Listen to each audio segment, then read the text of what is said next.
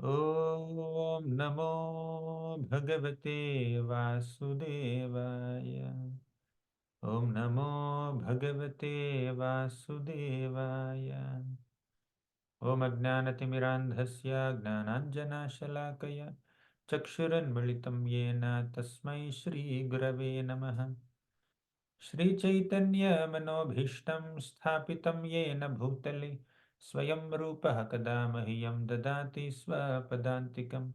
वन्देऽहं श्रीगुरोः श्रीयुतापदकमलं श्रीगुरून् वैष्णवांश्च श्रीरूपं साग्रजातं सहगणा रघुनाथान्वितं तं सजीवं साद्वैतं सावधूतं परिजनसहितं कृष्णचैतन्यदेवं श्रीराधाकृष्णपादान् सहगणा ललिता श्रीविशाखान्वितांश्च।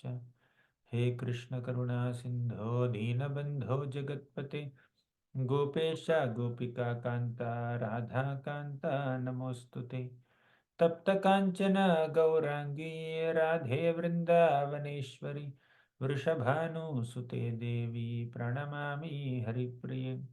वाञ्छाकल्पतरुभ्यश्च कृपा सिन्धुभ्य एव च पतितानां पावनेभ्यो वैष्णवेभ्यो नमो नमः। जय श्री कृष्ण चैतन्य प्रभो नित्यानंद श्री अद्वैत गदाधर श्रीवासादि गौर भक्तवृंद। हरे कृष्णा कृष्ण कृष्ण हरे हरे हरे राम राम राम हरे हरे। హరే కృష్ణ భక్తులందరికీ స్వాగతం. ఇప్పటి వరకు మనం ప్రథమ స్కందంలో మొదటి 16 అధ్యాయాలు చర్చించుకున్నాం. ఈరోజు మనం 17వ అధ్యాయం చర్చించుకుంటున్నాం. ఇప్పటి వరకు 16వ అధ్యాయంలో మనం ఏం చూసామంటే, పరీక్షిత్ మహారాజు తన రాజ్యంలోకి కలి ప్రవేశించి ఎన్నో విధాలుగా తమ యొక్క ప్రజల మనసుల్ని కలుషితం చేస్తున్నాడని, దూషితం చేస్తున్నాడని పరీక్షిత్ మహారాజు ఎంతో ఆదుర్దపడి ఏం చేశాడంటే, ధనుర్బాణాలు ధరించి రథాన్ని అధిరోహించి నగర పర్యటన చేయడం ప్రారంభించాడు. తన సామ్రాజ్యం ఎంతో గొప్పది, విశాలమైనటువంటి సామ్రాజ్యం. ఆ విశాలమైనటువంటి సామ్రాజ్యంలో ప్రతి చోటుకు వెళ్ళి ఆయన గమనిస్తున్నాడు, ప్రజలు ఎలా ఉన్నారు, వారి బాగోగులేమిటి, కలి ప్రభావం చేత నా ప్రజల్లో మనస్తత్వం మార్పు ఎలా జరిగింది, అదంతా గమనిస్తున్నాడు. కానీ చాలా చోట్ల ఆయనకి ఎటువంటి కలి ప్రభావం కనిపించలేదు. కలి ప్రభావం కనిపించలేదు సరికదా, ఆయన ఆయనకి ఏం కనిపిస్తుందంటే, ఎంతోమంది ప్రజలు ఎంతో ప్రేమతో ఎంతో భక్తితో ఆయన్ని ఆహ్వానిస్తున్నారు. ఆహ్వానించి ఆయనకి అర్ఘ్యపాద్యాలు సమర్పించి, ముఖ్యంగా ఆయన పూర్వీకులైనటువంటి పాండవుల్ని ఎన్నో విధాలుగా కొనియాడుతున్నారు. పాండవులకి శ్రీకృష్ణ భగవానుడికి మధ్యలో ఉన్నటువంటి ఆ సంబంధం, ఆ బాంధవ్యం, ఆ ఆప్యాయతను గురించి పొగుడుతున్నారు. ఆహా, ఈ పరీక్షిత్ మహారాజు మనల్నేలే రాజు, పాండవుల యొక్క వారసుడు, ఎంత గొప్పవాడు అని చెప్పి ఆయన్ని పొగుడుతున్నారు. ఇలా ఎక్కడ చూసినా కూడా ఆయనకు పొగడ్తలే వినిపిస్తున్నాయి. భక్తితో భగవంతుడి యొక్క కీర్తనలు చేసేవాళ్ళే కనిపిస్తున్నారు కానీ కలి ప్రభావం కనిపించలేదు మొదట్లో. కానీ ఒక ప్రదేశంలో ఏం జరిగిందంటే, ఆయన కలిపురుషుడు ఒక ఆవుని, ఒక ఎద్దుని బాధపడుతూ కొడుతూ ఉండడం చూశాడు. అంటే ఆ ఎద్దు ఎవరు? ధర్మదేవత. ఆవు ఎవరు? భూమాత. భూమాతని, ధర్మదేవతని కలిపురుషుడు రాజదుస్తులు ధరించి ఇబ్బంది పెడుతున్నాడు, కొడుతున్నాడు, బాధిస్తున్నాడు. ఆ ఘట్టాన్ని చూసి పరీక్షిత్ మహారాజు యొక్క హృదయం ద్రవించిపోయింది. ఆ సన్నివేశంలో ఏం జరుగుతుందంటే, ధర్మదేవత, ఎద్దు రూపంలో ఉన్నటువంటి ధర్మదేవత ఆవు రూపంలో ఉన్నటువంటి భూమాతని ఎన్నో విధాలుగా ప్రశ్నించింది. ఏమిటా ప్రశ్నలు? మనం చెప్పుకున్నాం, చాలా విస్తారంగా చెప్పుకున్నాం గత వారం. ధర్మ భూమాత, నువ్వెందుకు ఇంత బాధతో ఉన్నావు? ఎందుకు ఇలా కష్టపడుతూ ఉన్నావు? ఎందుకు ఏడుస్తున్నావు? నీ బాధకు కారణం ఏమిటి అని ఎన్నెన్నో ప్రశ్నలు అడిగాడు ధర్మదేవత. ఆ ప్రశ్నలు ఏమిటి ఆ ప్రశ్నలు కేవలం కలియుగంలో ఉన్నటువంటి లక్షణాలు మాత్రమే. కలియుగంలో ఉన్నటువంటి వ్యక్తుల యొక్క లక్షణాలు ఎలా ఉంటాయి? గుణగణాలు ఎలా ఉంటాయి? వాటిని ప్రశ్నలుగా మార్చి అడిగాడనమాట. అంటే సామాన్య మానవులు, మానవులు ధర్మాన్ని పాటించరు అని చెప్పి బాధపడుతున్నావా నువ్వు? స్త్రీలని, పిల్లల్ని హింసిస్తారు జనాలు అని చెప్పి బాధపడుతున్నావా నువ్వు? క్షత్రియులు వారి ధర్మాన్ని నిర్వహించరు అని బాధపడుతున్నావా? బ్రాహ్మణులు యజ్ఞయాగాలు చెయ్యరు, శాస్త్రోపాధ్యయనం చెయ్యరు అని బాధపడుతున్నావా? అని ఎన్నో విధాలుగా ప్రశ్నలు అడిగాడు. చివరగా ఏమడిగాడంటే, భూమాత, నీ ప్రియమైనటువంటి ఆ శ్రీకృష్ణ భగవానుడు అవతారాన్ని చాలించి భగవద్ధామానికి వెళ్ళిపోయాడు అని బాధపడుతున్నావా? ఇంతకీ నీ బాధకు కారణం ఏమిటి? అని అడిగాడు ధర్మదేవత. అప్పుడు భూమాత ఏమందంటే, నువ్వు చెప్పిన విషయాలన్నింటి గురించి నేను బాధపడుతున్నాను. ఒకప్పుడు నువ్వు ధర్మం 4 పాదాల మీద నిలబడింది. ఒకప్పుడు నువ్వు 4 పాదాల మీద నిలబడ్డావు. కానీ ఇప్పుడు ఒక పాదంతో కుంటుతున్నావు. నీ పరిస్థితి చూసి బాధపడుతున్నాను. ఒకప్పుడు నేనెంతో సుభిక్షంగా ఉండేదాన్ని. కానీ ఇప్పుడు ఆ సుభిక్షతంతా పోయింది. అందుకే బాధపడుతున్నాను అని చెప్పి భూమాత ధర్మదేవతకు తన యొక్క ఆవేదనని వెళ్ళబుచ్చింది. తర్వాత పరీక్షిత్ మహారాజు ఈ సన్నివేశం మొత్తాన్ని చూసి ఏమన్నాడంటే, ధర్మదేవత ఎదురుగా వచ్చాడు. అంటే ఆవు, ఎద్దు ఇద్దరు ఎదురుగా వచ్చాడు. వచ్చి ఏమన్నాడంటే, సూత ఉవాచ ధర్మగోమిథునం రాజా సూతవాచ ధర్మ తత్ర గోమిథునం రాజా హన్యమానమనాథవత్ హన్యమానం అనాథవత్ దండహస్తం చ వృషలం దండహస్తం చ విశలం దదృశే నృపలాంఛనం. దదృశే నృపలాంఛనం. ఆ గోవు వృషభములను అంటే ఆవుని, ఎద్దుని పరీక్షిత్ మహారాజు చూసి, ఒక శూద్రుడు రాజదుస్తులు ధరించి ఎలా వాటిని ఇబ్బంది పడుతున్నాడో గమనించి వెంటనే చర్య తీసుకోవడం కోసం పరీక్షిత్ మహారాజు వచ్చాడు. వారెదురుగా వచ్చాడు. వచ్చి చూశాడు. ముందుగా ఎద్దు పరిస్థితి చూశాడు. వృషం వృణాల ధవళం మేహంతమివ బిభ్యతం వేపమానం పదైకేన సీదంతం సుద్రతాడితం. అంటే ఎలా ఉందంటే ఆ యొక్క ఎద్దు పరిస్థితి, వృషం మృణాల ధవళం, ఎంతో తెల్లగా ఉంది. మేహ మేహంతమివ బిభ్యతాం, అంటే ఎంతో భయపడుతూ ఉంది. తర్వాత భయంతో మూత్రాన్ని విడిచిపెడుతూ ఉంది. వేపమానం పదైకేన, వేపమానం అంటే వణికిపోతూ ఉందనమాట ఆ ఎద్దు. పద ఏకేన, ఒక కాలి మీద నిలబడింది. 4 కాళ్ళ మీద నిలబడకుండా ఒక కాలి మీద నిలబడింది. సీదంతం శూద్రతాడితం. శూద్రతాడితం అంటే ఒక శూద్రుడు కొడితే, శిక్షిస్తే ఆ బాధని భరించలేక ఏడుస్తూ మూత్రాన్ని విసర్జిస్తూ బాధపడుతుందనమాట. ఇంతకీ గోవు పరిస్థితి ఎలా ఉంది? గాం చ ధర్మధుగాం నీనాం భృశం శూద్రపదాహతం వివత్సామశ్రువదనాం క్షామం యవసమిచ్ఛతీం. గాం చ ధర్మదుఘాం దీనాం. ఒకప్పుడు ఈ గోవు పరిస్థితి ఎలా ఉండేదంటే ధర్మాన్ని పరిరక్షించే విధంగా ఉండేది. కానీ ఇప్పుడు శూద్రపదాహతాం, శూద్రుడు ఆ ఆవు యొక్క శరీరాన్ని ఎన్నో విధాలుగా బాధిస్తున్నాడు, కొడుతున్నాడు. ఈ కలియుగంలో గోవుని బాధించేటటువంటి రాక్షస ప్రవృత్తి కలిగినటువంటి వ్యక్తులు చాలామంది ఉన్నారు. ఆవుల్ని చంపుకొని తినేవాళ్ళు, వాటి మాంసాన్ని తినేవాళ్ళు, వాటిని ఎన్నో విధాలుగా హింసలకు లోను చేసి పాలు పితికేవాళ్ళు, తర్వాత వాటిని, గోవుల్ని వాటి దూడలకు వేరు చేసేవాళ్ళు ఈ ప్రపంచంలో చాలామంది ఉన్నారు, ముఖ్యంగా ఈ కలియుగంలో. కానీ అప్పుడు ఒకడే ఉన్నాడు, కలిపురుషుడు. వివత్సాం అశ్రువదనాం. వివత్స అంటే దూడ లేదు. అశ్రువదనం అంటే ఎంతో బాధపడుతూ ఏడుస్తూ ఉంది, కన్నీళ్లు కారుస్తూ ఉంది. క్షామం యవసమిచ్ఛతీం. క్షామం అంటే ఎంతో చిక్కిపోయి ఉంది, ఎముకలు కనిపించే విధంగా ఉందన్నమాట. యవసమిచ్ఛతీం, కాస్త గడ్డి కూడా కనిపించట్లేదు. ఆవులకి ఈ కలియుగంలో గడ్డి కూడా ఉండదు. అంతా పూర్తిగా కాంక్రీట్ జంగిల్స్ అయిపోతే ఇంక పచ్చని భూమి ఎక్కడ మిగిలింది చెప్పండి? గడ్డి కూడా ఉండదు. ఏం చేస్తారనంటే ఈ ఆవులు ఏం చేస్తున్నాయంటే ప్లాస్టిక్ ముక్కలు అవన్నీ తింటున్నాయి. మనం ఏదైనా వాడి ప్లాస్టిక్ అలా రోడ్డు మీద పడేస్తాం చూడండి. ఆ ప్లాస్టిక్ అంతా ఆవులు తింటాయి. కొన్ని కొన్ని ఆవులు. పాలివ్వని ఆవుల్ని వదిలేస్తారు అలా రోడ్ల మీద కొంతమంది. లేదంటే ఎక్కడైనా అమ్మేసుకుంటారు. అమ్మేస్తే ఆ మాంసాన్ని, ఆ చర్మాన్ని వాడుకుంటారు కొంతమంది. ఆ విధంగా ఉంది పరిస్థితి. ఆ గోవు యొక్క పరిస్థితి. ఆ! ఒకసారి ఇక్కడ ఆవును కొన్నారు భక్తులు. ఆహ్, ఆ ఆవు కొంతకాలం బానే ఉంది. కానీ కొద్ది రోజుల్లో ఏమిటంటే ఎంతో బాధతో ఆహ్, ఇది అనారోగ్యంగా కనిపిస్తుంది. డాక్టర్‌ని పిలిస్తే డాక్టర్ ఆపరేషన్ చేశాడు.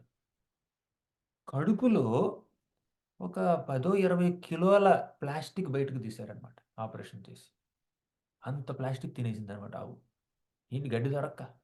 హ్మ్. గడ్డి దొరకకపోవడం ఒక ఎత్తు.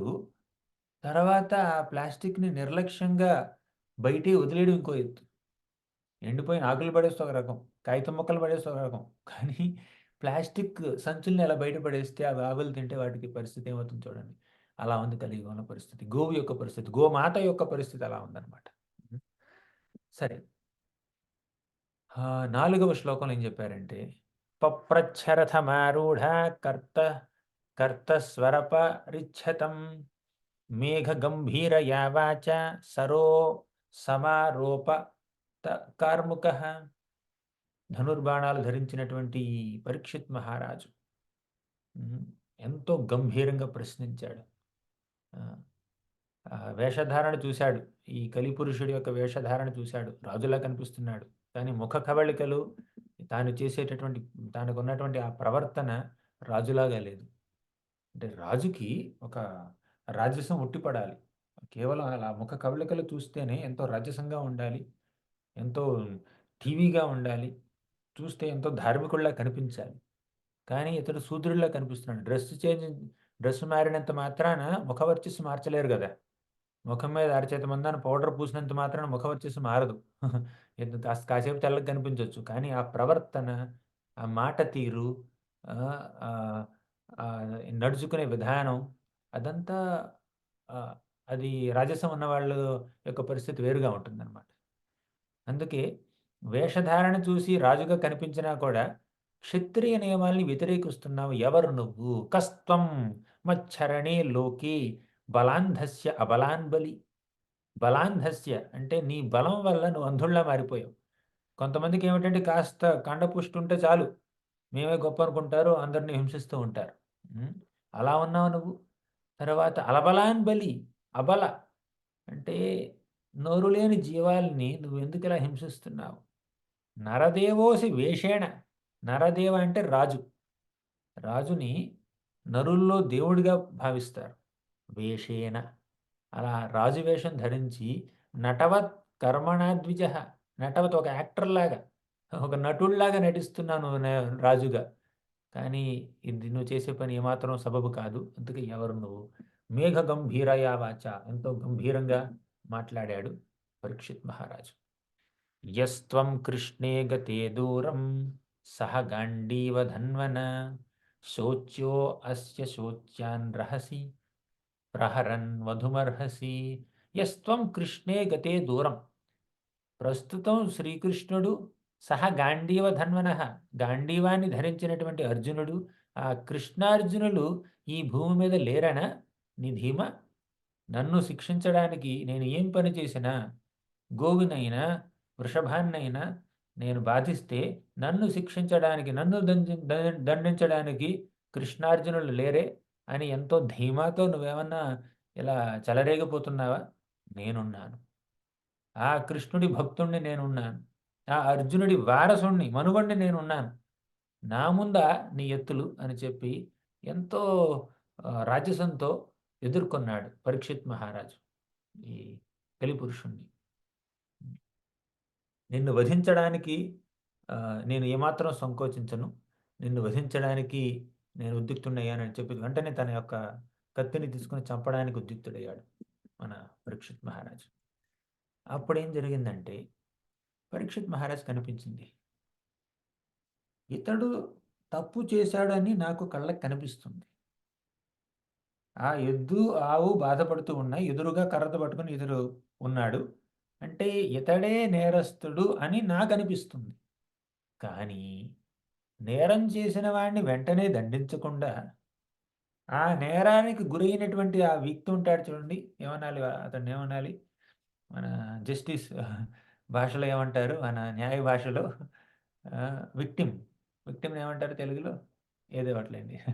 ఆ విక్టిమ్‌ని ఒకసారి ఎఫ్ఐఆర్ తీసుకోవాలి. ఎలా బాధకు గురయ్యావు? నిన్ను బాధపెట్టింది ఎవరు? అని ఆ విక్టిమ్ గనక ఒక స్టేట్‌మెంట్ ఇస్తే, ఆ రాజు ఆ స్టేట్‌మెంట్ తీసుకొని అప్పుడు నేరస్తుడిని, క్రిమినల్‌ని శిక్షిస్తాడు.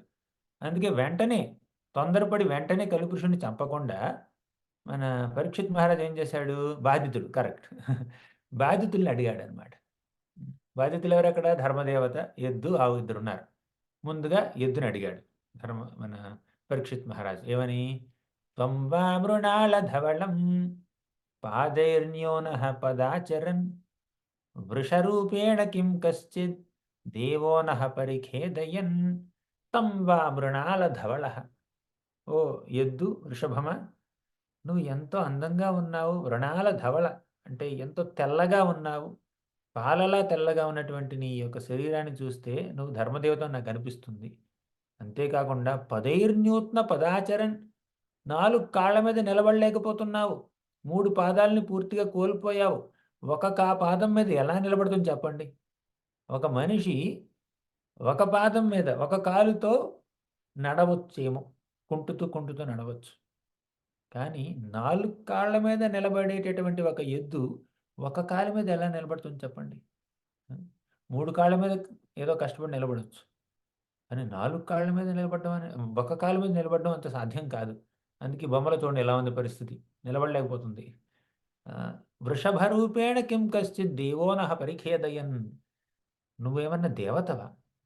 వృషభ రూపంలో ఉన్నటువంటి దేవతవా? ఇప్పుడు ఈ కలిపురుషుడు వేషధారణ రాజులా ఉన్నా కూడా శూద్రుడని తేటతెల్లమైపోతుంది. కానీ ఈ ఎద్దు చూడడానికి ఎద్దులా ఉన్నా కూడా ఆ దేహ కాంతి చూసి, ఆ ముఖ వర్చస్సు చూసి మన పరీక్షిత్ మహారాజ్ అడిగాడు. "ఏమిటి నువ్వేమైనా దేవతవా? ఒక జంతువు రూపంలో ఉన్నా కూడా దేవత యొక్క ముఖ వర్చస్సు, దేవత యొక్క ఆ గొప్పతనం హైడ్ అవ్వదు." అలాగే ఓ మంచి వేషధారణ ఏ ఒక రాజదుస్తులు ధరించినా కూడా ఒక శూద్రుడంటే శూద్రుడిలానే ఉంటాడు. అంటే శూద్ర లక్షణాలు ఉన్నవాడు. పుట్టుక కాదిక్కడ.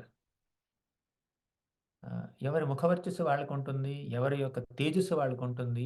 ఎవరి యొక్క ప్రవర్తన, ఎవరి ప్రవర్తన వారిది. ఊరికే వేషం మార్చినంత మాత్రాన భాష మారదు, భావం మారదు, మనస్తత్వం మారదు. అందుకే అంటే పరివర్తన కలుగుతుంది చాలా మందిలో. కానీ మనం కేవలం హైడ్ చేస్తే కుదరదనమాట. తర్వాత ఇప్పుడు పోతన ఉంది. పోతన ఒక అందమైనటువంటి స్త్రీ వేషాన్ని ధరించి ఒక తల్లిలా బృందావనానికి వచ్చింది. కొద్ది నిమిషాల పాటు మాత్రమే ఆ రూపంలో ఉండగలిగింది. అందరిని కాస్త మాయ చేయగలిగింది. అంటే అసలు అది ఆవిడ మాయ కూడా కాదు. భగవంతుడి యొక్క లీలాశక్తి వల్ల అలా జరిగింది. కానీ కృష్ణుడు ఎప్పుడైతే తన పాలు తాగడం ప్రారంభించాడో, అప్పుడు నొప్పి భరించలేక పోతన మళ్ళీ రాక్షస రూపాన్ని ధరించింది. ప్రలంబాసురుడు కూడా ఒక గోప వేష ధారణ చేశాడు. కానీ కొంతగా ఎక్కువసేపు ఆ రూపంలో ఉండలేకపోయాడు. వెంటనే మహారాక్షసుడయ్యాడు. బలరాముడు సంహరించాడు.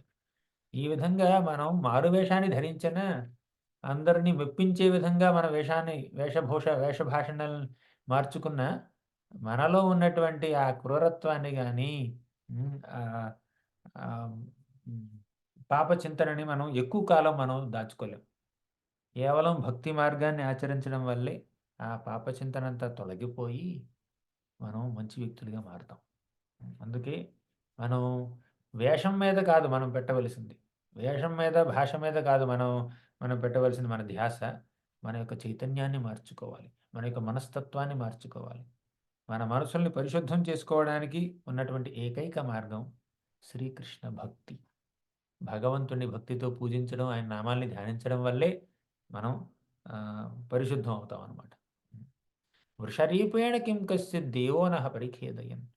న జాతు కౌరవేంద్రాణం దోర్దండ పరిరంభితే భూతలే అనుపస్ అనుపతస్మిన్ వినా తే ప్రాణినాం శుచః న జాతు కౌరవేంద్రాణం దోర్దండ పరిరంభితే.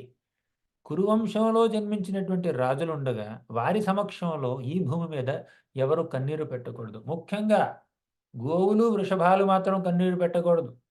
ఆవు తల్లి లాంటిది. ఎద్దు తండ్రి వంటివాడు. ఆవు మనకి పాలిస్తుంది జీవితమంతా.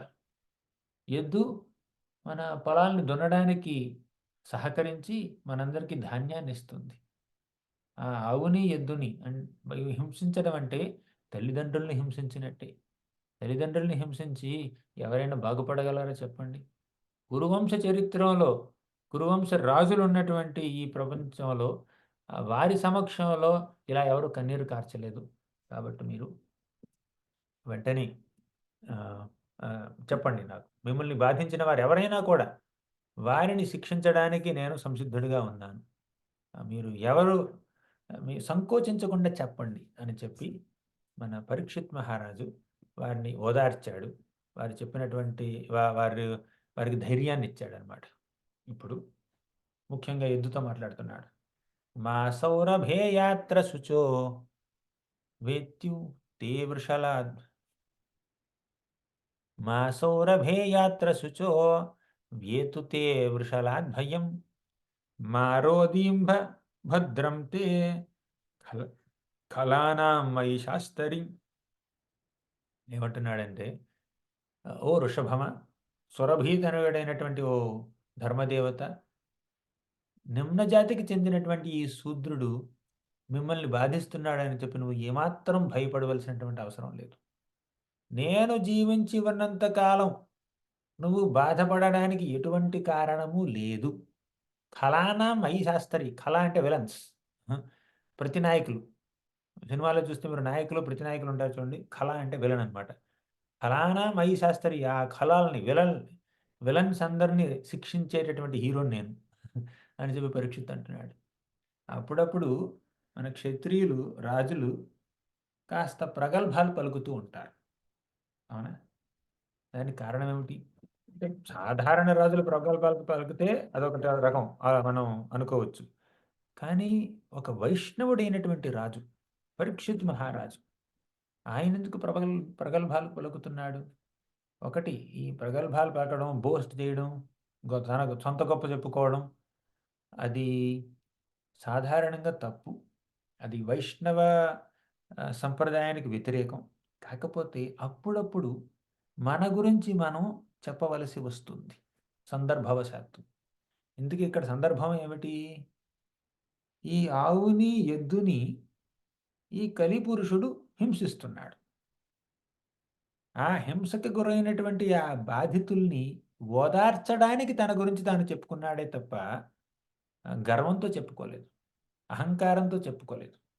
తన గురించి తాను, హిరణ్యకశిపుడు తన గురించి తాను చెప్పుకుంటే అహంకారంతో చెప్పినట్టు అనమాట.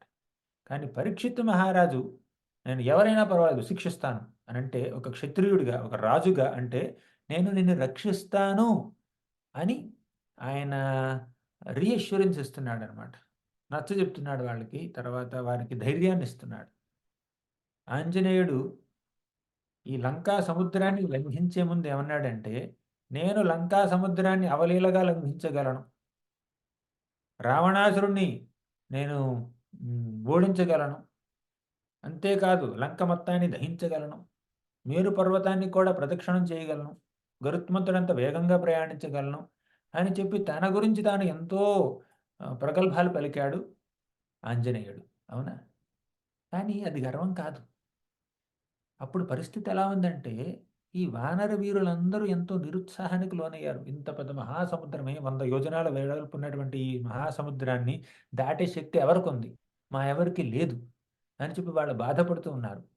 బాధపడుతూ ఉన్నటువంటి తన వానర సేనని ఓదార్చడం కోసం, వారికి కాస్త ధైర్యం చెప్పడం కోసం, తన గురించి తాను కాస్త 4 మాటలు గొప్పగా చెప్పుకున్నాడు ఆంజనేయుడు. అదంతా, అది కూడా చివరిలో ఏమన్నాడంటే, నేను రామబాణం వంటి వాణ్ణి, రామబాణానికి తిరుగులేదు, అలాగే నాకు తిరుగులేదు అన్నాడు. అంటే ఆ మెప్పు తను ఏవైతే సాధిస్తున్నాడో ఆ సాధించిన దానికి ఘనత అంతా రాముడికిస్తున్నాడు. రాముడు సంధించినటువంటి బాణాన్ని నేను. నేను ఈ కార్యంలో నేను ఉత్తీర్ణుడినైనా కూడా కార్యసాధన చేసినా కూడా ఆ గొప్పతనమంతా శ్రీరాముడికే చెందుతుంది అని ఆంజనేయుడు చెప్పాడు. అదే ఆంజనేయుడు ఈ సముద్రాన్ని లంఘించిన తరువాత సీతాదేవిని కలుసుకున్న తర్వాత ఏమన్నాడు? సీతాదేవి అడిగింది, ఆంజనేయ నువ్వంటే మహావీరుడు కాబట్టి అలా సముద్రాన్ని దాటుకుని వచ్చేసావు. కానీ మిగిలిన వానర వీరులంతా రాగలరా? వాళ్ళు సముద్రాన్ని దాటగలరా? అని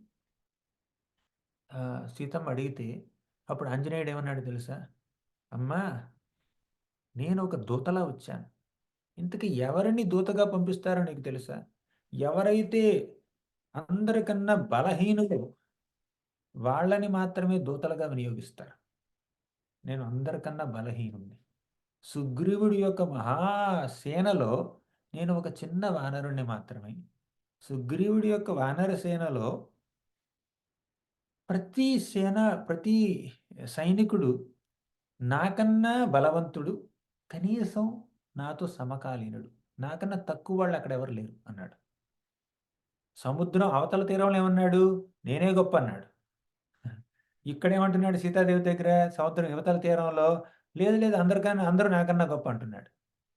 అక్కడ ఇక్కడ సందర్భం వేరు.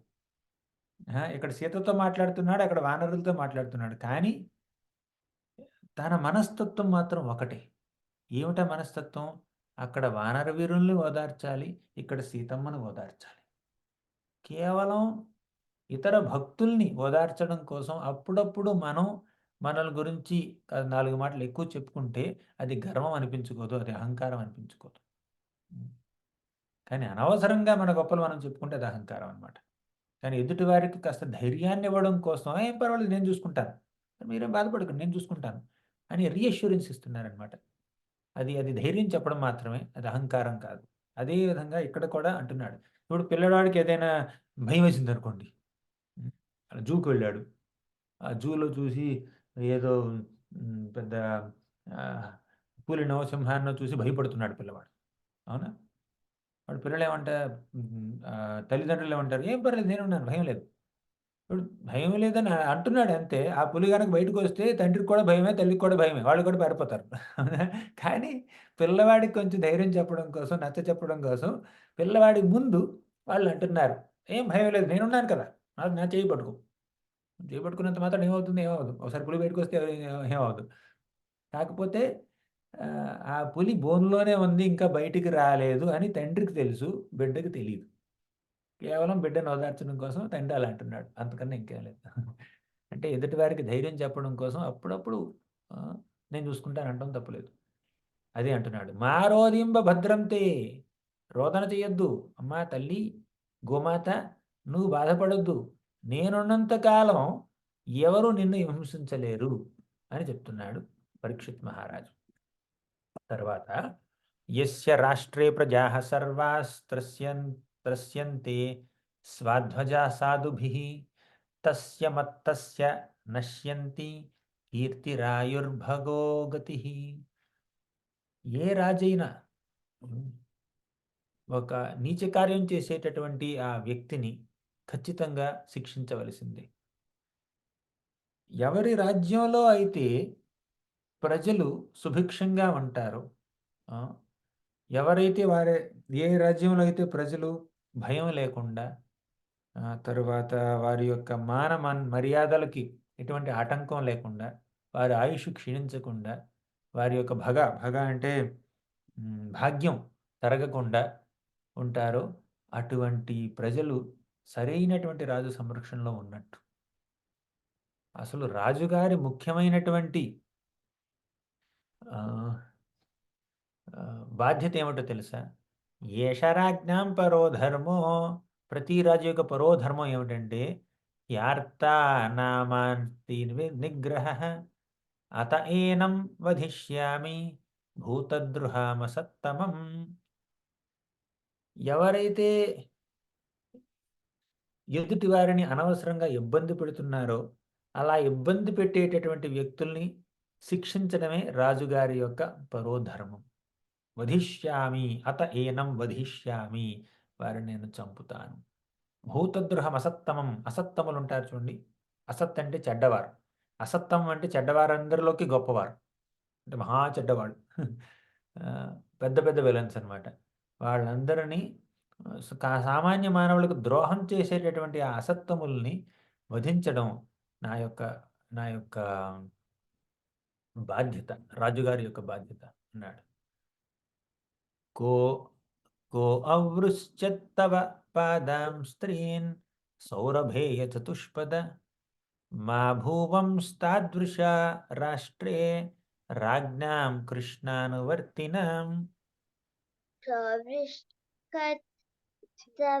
पादां स्त्रीन् सौरभेय चतुष्पदा मा भुवं स्वादृशराष्ट्रे राज्ञं कृष्णानुवर्तिनाम्. ఎక్సలెంట్ కృషివ. కో అవృశ్చత్ తవ పాదాం స్త్రీ, నాకు ఒక్క మాట చెప్పు నువ్వు. ఓ సురభీనందనుడా, సౌరభేయ, ఒక్క మాట చెప్పు. పాదాం స్త్రీన్ అంటే నీ 3 పాదాల్ని నరికింది ఎవరు?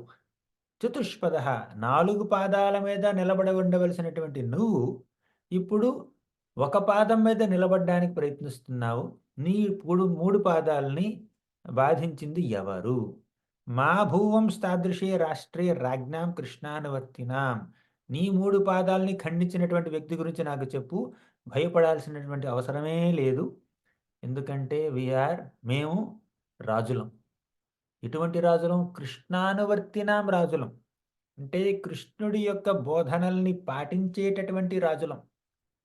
భగవంతుడి యొక్క అడుగుజాడల్లో నడిచేటటువంటి రాజులం మేము. సామాన్య రాజులం కాదు మేము. రాజంటే కేవలం సింహాసనం మీద కూర్చునేవాడని కాదండి. అసలు రాజంటే భగవంతుడి యొక్క ఆదేశాలని, ఆయన యొక్క బోధనల్ని చక్కగా తూచా తప్పకుండా ఆచరించేవాడు నిజమైనటువంటి రాజు.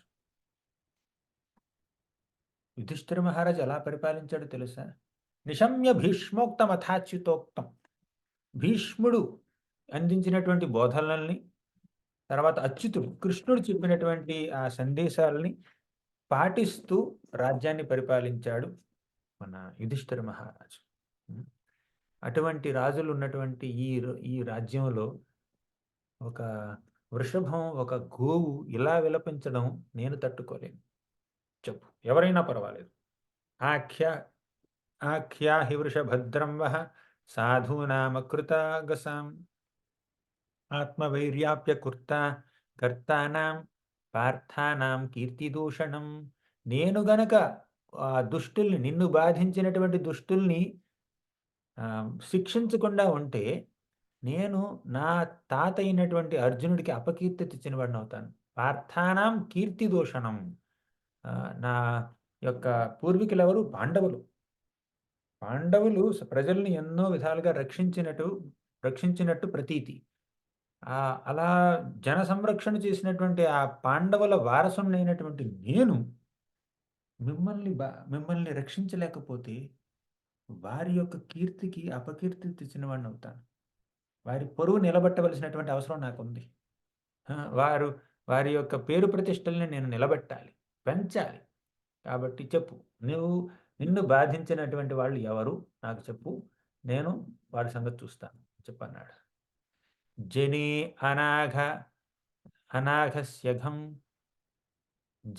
అనాఘస్య ఘమం యుంజన్ సర్వతో అస్య చ మద్భయం సాధూనాం భద్రమేవ స్యాద్ అసాధు దమనే కృతే. సాధూనాం భద్రమేవ స్యాద్. సాధువులంటే మంచివాళ్ళు. మంచివాళ్ళందరికీ భద్రం చేకూరాలి. అసాధు దమనే కృతే. అసాధువులు ఉంటారంటూ చూడండి, చెడ్డవాళ్ళు. దమనే కృతే, వారిని మనం శిక్షించాలి. దుష్టుల్ని శిక్షించాలి, శిష్టుల్ని రక్షించాలి. అదే రాజు యొక్క కర్తవ్యం. నేను ఉన్నంత వరకు ఎటువంటి భయం నీకు లేదు. సర్వతో అస్యచ మద్భయాం. నేను మీ అందరికీ మీ యొక్క భయాన్ని నిర్మూలించగలుగుతాను. చెప్పండి. మీకేం కావాలో చెప్పండి. అనాగః స్విహ భూతేషు య అగస్కృన్నికరంకుశః అహారస్మి భుజం సాక్షాత్ అమర్త్యస్యాపి సంగతాం. అమర్త్యస్యాపి, అమర్త్య అంటే ఈ మృతి లేని వాళ్ళు. ఎవరు? దేవతలు. ఇంకొక మాట, దేవతలకి మృతి లేదు, చావు లేదు అంటే ఎల్లకాలం జీవించమంటారు వాళ్ళు. ఒక మన్వంతర కాలం మాత్రం వాళ్ళు జీవిస్తారు. ఒక మన్వంతరం అంటే 71 దివ్య యుగాలు.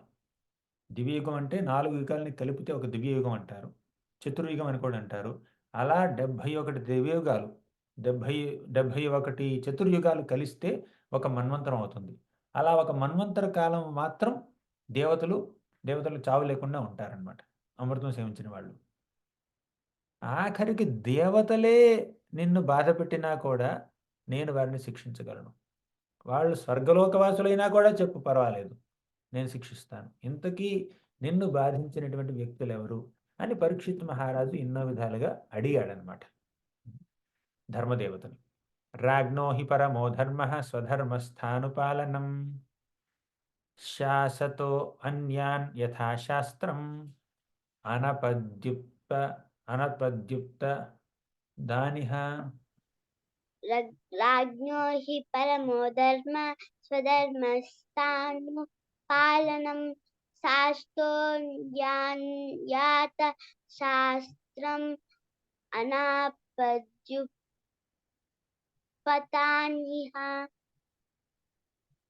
రాజు యొక్క పరోధర్మం ఏమిటంటే చట్టానికి కట్టుబడి ఉన్న వాళ్ళని రక్షించడం, శాస్త్ర నిర్దేశాలని ఉల్లంఘించిన వాళ్ళని దండించడం. శాసతో అన్యాన్ యథా శాస్త్రం అనాపద్యుత్పధానిహ. ఎవరైతే శాస్త్ర నియమాల్ని, నిబంధనల్ని ఉల్లంఘిస్తారో, ఎవరైతే భగవంతుడి యొక్క బోధనలకి వ్యతిరేకంగా నడుచుకుంటారో వారందరినీ శిక్షించడం ఒక రాజు యొక్క ధర్మం. అవునా? రాజ్ఞో హి పరమో ధర్మం స్వధర్మస్థానుపాలనం. ధర్మాన్ని ఎవరైతే ఆచరిస్తున్నారో వారిని రక్షించడం రాజు యొక్క కర్తవ్యం. అందుకే ప్రభుపాదుల వారు అంటారు చాలాసార్లు, రాజసింహాసనాన్ని ఎవరైతే అధిష్ఠిస్తున్నారో, ఎవరైతే ఒక రాజ్యాన్ని పరిపాలిస్తున్నారో వాళ్ళందరికీ ఆధ్యాత్మిక విద్య అవసరం. ఆధ్యాత్మిక గురువు లేకుండా కేవలం ఒక మేనేజరల్ క్యాపబిలిటీస్‌తో ఇది కొంచెం నిర్వహించేటటువంటి శక్తి, దక్షత కొంతమందికి ఉన్నాయనుకోండి. కేవలం ఆ దక్షతతో వాళ్ళు రాజ్యాన్ని పరిరక్షించలేరు. వారికి కావాల్సిందేమిటి? బ్రాహ్మణుల యొక్క గైడెన్స్. ఇక్ష్వాకులను తీసుకోండి.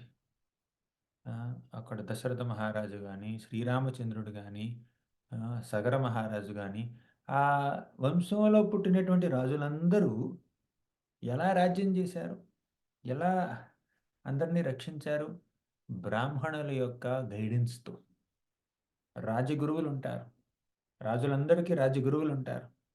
అసలు రాజగురువులకి ఒక మండలే ఉంటుందన్నమాట.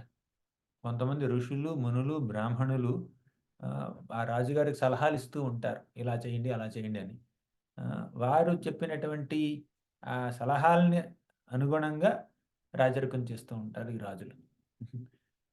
ఎందుకంటే ప్రతి రాజుకి, ప్రతి పాలకుడికి, ప్రతి ఒక్క నాయకుడికి ఒక గురువు ఉండాలి. గురువు లేని నాయకుడు సరిగ్గా నాయకత్వాన్ని వహించలేడు. ప్రతి నాయకుడు ఇంకొక నాయకుడిని నాయకుడిగా స్వీకరించాలి. ప్రతి నాయకుడు. ఆఖరిగా అందరికన్నా గొప్ప నాయకుడు ఎవరు? శ్రీకృష్ణుడు, భగవంతుడు. భగవంతుడిని మించినటువంటి నాయకుడు లేడు. కానీ భగవంతుడు కాని వాళ్ళందరూ ఒక నాయకుడిని స్వీకరించాలి, ఒక గురువుని, ఒక మార్గదర్శకుడిని స్వీకరించాలన్నమాట. తర్వాత 17 ఇక 16వ శ్లోకం వరకు మన ధర్మదేవతని పరీక్షిత్ మహారాజు ప్రశ్నించాడు. ఏమిటి సంగతి? చెప్పు, నిన్ను బాధించింది ఎవరు? ఎవరు నిన్ను బాధించిన దేవతలైనా కూడా వాళ్ళని నేను శిక్షించగలను. నాకు నిస్సంకోచంగా నిజం చెప్పు అని ధర్మదేవతని పరీక్షిత్ మహారాజు ప్రశ్నించాడు. ఇక ధర్మదేవత పరీక్షిత్ మహారాజు యొక్క ప్రశ్నకి ఎలా సమాధానం ఇచ్చిందో చూద్దాం. చాలా ముఖ్యమైనటువంటి ఘట్టం. ధర్మ ఉవాచ ఏవత్వః పాండవేయానాం ధర్మ ఉవాచ ఏ ఏతద్వ పాండవేయానాం యుక్తమార్తాభయం వచః యుక్తమార్తా వయం వచః యేషాం గుణగణైః కృష్ణో యేషాం గుణగణైః కృష్ణో దౌత్యాదౌ భగవాన్ కృతః. దౌత్యాదౌ భగవాన్ కృతః. ఏతద్వః పాండవేయానాం. ఓ పరీక్షిత్ మహారాజా, నువ్వు పాండవుల వంశానికి చెందినటువంటి రాజువి. ఆ వంశానికి, ఆ వంశ ప్రతిష్టకి తగ్గట్టు మాట్లాడావు నువ్వు. చాలా గొప్పగా మాట్లాడావు. యుక్తమార్తాభయం వచః. యుక్తం అంటే ఆ పాండవుల వంశాన్ని, కీర్తిని నిలబెట్టే విధంగా మాట్లాడావు నువ్వు. ఆర్త అభయం వచః. ఆర్తితో ఉన్నటువంటి వ్యక్తులకి అభయాన్ని చేకూర్చడానికి నువ్వు మాట్లాడావు. నువ్వు చాలా గొప్పవాడివి. ఏషాం గుణగణై కృష్ణో ద్యౌత్యాదో భగవాన్ కృత. అంతేకాదు శ్రీకృష్ణ భగవానుడి యొక్క భక్తుడిగా మాట్లాడావు నువ్వు. శ్రీకృష్ణుడే వారికి దౌత్య అంటే రాయబారిగా ప్ర వ్యవహరించాడు. శ్రీకృష్ణుడే రాయబారిగా, సారథిగా, ఒక సేవకుడిగా వ్యవహరించినటువంటి ఆ పాండవుల యొక్క వారసుడువు నువ్వు. కాబట్టి నీ యొక్క మాటలు నీ వంశానికి తగ్గట్టే ఉన్నాయి. సామాన్య మాటలేం మాట్లాడలేదు నువ్వు. నువ్వు చాలా గొప్పవాడివి. నీ మాటలు నీ యొక్క హోదాకి, నీ యొక్క పదవికి తగినట్టుగా ఉన్నాయి. కాకపోతే నువ్వడిగినటువంటి ప్రశ్నలకి నా దగ్గర సమాధానం లేదు. ఇంతకీ అడిగిన ప్రశ్న ఏమిటి? ఒక్క మాటలో చెప్పాలంటే పరీక్షిత్ మహారాజు ధర్మదేవతని ఏమడిగాడంటే, నిన్ను బాధించిన వారు ఎవరు? ఒక్క మాట చెప్పు, వారిని నేను శిక్షిస్తాను అన్నాడు. ఈ మాటకి ధర్మదేవత యొక్క సమాధానం ఏమిటంటే, నేను చెప్పలేను. నవయం క్లేశ బీజాని. చెప్పు కృషివ. నవయం క్లేశ బీజాని నవయం క్లేశ బీజానే యతః స్యుః పురుషర్షభ. యతః స్యుః పురుషర్షభ. పురుషం తం విజానీమో పురుషం తం విజానీమో వాక్యభేద విమోహితాః. వాక్యభేద విమోహితాః. ఇంకొక మాట మీకు చెప్పాలి. ఈ ఆవు, ఎద్దు, కలిపురుషుడు అందరికీ కనిపించట్లేదు. కేవలం తన యొక్క దివ్య దృష్టిలో పరీక్షిత్ మహారాజు మాత్రమే చూడగలిగాడు ఈ ముగ్గురిని. ఇదేంటి రోడ్డు మీద ఇలా ఏదో జరుగుతుంది, అక్కడ ఆవుని, ఎద్దుని కలిపురుషుడు బాధిస్తున్నాడు, అందరూ చూస్తున్నారు. కేవలం పరీక్షిత్ మహారాజు వాళ్ళు మాత్రం వెళ్ళి అడ్డుకున్నాడు అనడానికి లేదు. ఈ ఘట్టాన్ని, ఈ సన్నివేశాన్ని ఎవ్వరూ చూడలేకపోతున్నారు. పరీక్షిత్ మహారాజు తన యొక్క దివ్య దృష్టిలో చూశాడనమాట. సరే, ఇక్కడ ఏం జరిగిందంటే, మన ధర్మదేవత ఏమంటుందంటే, నవయం క్లేశ బీజాని. క్లేశం అంటే బాధ, బీజం అంటే ఆ బాధ యొక్క కారణం. మా బాధకి కారణం ఎవరో నేను మీకు చెప్పలేను. యతః స్యుః పురుషర్షభ. పురుషర్షభ అంటే పురుషందరిలోకి గొప్పవాడివి నువ్వు. నువ్వు రాజువి. ఓ రాజా, నా యొక్క బాధకి కారణం ఏమిటో చెప్పే శక్తి నాలో అయితే లేదు. ఎందుకు లేదు? వాక్య భేద విమోహితాః. వాక్యం అంటే జనాలు చెప్పేటటువంటి మాటలు. భేద అంటే ఒక్కొక్కరు ఒక్కో విధంగా చెప్తున్నారు. బాధకి కారణం ఏమిటి అని ఎంతోమంది గొప్ప గొప్ప సిద్ధాంతులు వారి వారి సిద్ధాంతాల ప్రకారం ఇది బాధకి కారణం, ఇది బాధకి కారణం, బాధకి కారణం ఇది అని వారి వారి భాష్యాలు ఇస్తున్నారు వాళ్ళు. సరైన నా బాధకి కారణం ఏమిటని నేను చెప్పలేకపోతున్నాను. నేను అంటే డైరెక్ట్గా కలిపురుషుడు నా బాధకి కారణం ఒక మాటలో చెప్తే అయిపోతుంది. కానీ అలా చెప్పలేదు. ఎందుకు చెప్పలేదు? తెలివైన వాళ్ళు, ముఖ్యంగా ధర్మాన్ని తెలిసినటువంటి వాళ్ళు, ఫలానా వాళ్ళు నా బాధకి కారణం అని చెప్పలేరు, చెప్పకూడదు. మన బాధకి ఇంకొకరిని కారణంగా మనం వేలెత్తి చూపించకూడదు. ఎవరైనా బాధపడుతున్నారంటే దానికి ఒక ముఖ్య కారణం ఉంటుంది. ఎదుటివారు నన్ను బాధపెడుతున్నారంటే వారు కేవలం ఆహ్, అలా బాధపెట్టడానికి కారణం ఏమిటంటే మనం ఆ బాధకి అర్హులం. అలా బాధపడాలి అని మనకు రాసిపెట్టుంటే అప్పుడు ఎవరైనా మనల్ని బాధ పెట్టగలరు. మనం బాధపడాలి అని మనకి రాసిపెట్టి లేకపోతే, ఆ బాధని అనుభవించవలసినటువంటి అవసరం మనకి లేకపోతే, మనల్ని ఎవరు బాధించలేరు. బాధించడానికి ప్రయత్నించినా మనం బాధపడం. కానీ ఇక్కడ చాలామంది అనుకుంటారంటే, బాధకి కారణం ఇది, అది, అది, ఇది అని చెప్పి ఎన్నెన్నో కారణాలు వెతుకుతూ ఉంటారు బయట. ఎందుకంటే మనం బాధపడాలని ఎవరైనా కోరుకుంటారు చెప్పండి? నాకు బాధలు కావాలి, నాకు బాధలు కావాలి ఈ ప్రపంచంలో అని ఎవరు బాధలను కోరుకోరు కదా! అందుకే బాధ రాగానే, కష్టాలు రాగానే వాళ్ళేం జేస్తారు? వీళ్ళే కారణం అని వేలెత్తి చూపిస్తూ ఉంటారు ఎదుటి వారిని. కానీ నిజమైనటువంటి ధర్మాన్ని తెలిసినటువంటి వ్యక్తులు మాత్రం తమ బాధకు ఇంకొకరు కారణంగా చెప్పరు. అందుకే ధర్మదేవత చెప్పలేదు. కానీ ఇంకొక మాట అంటుంది ఆహ్, ధర్మదేవత. కేచిద్వికల్పవసనా केचिद्विकल्पवसना ఆహురాత్మానమాత్మనః आहुरात्मानमात्मनः నైవమన్యే పరే కర్మ दैवमन्ये परे कर्म స్వభావమపరే ప్రభం. स्वभावमपरे प्रभुम् కేచిద్ వికల్పవసన ఆహురాత్మానమాత్మనః. ఒక్కొక్కరు ఒక్కొక్క విషయాన్ని బాధకు కారణంగా చెప్తూ ఉంటారు. హ్మ్. కొంతమంది ఏమంటారంటే దైవం, దైవమే అన్నింటికి కారణం. ఇక్కడ దైవం అంటే మన యొక్క ఆ రాత, తలరాత, డెస్టినీ.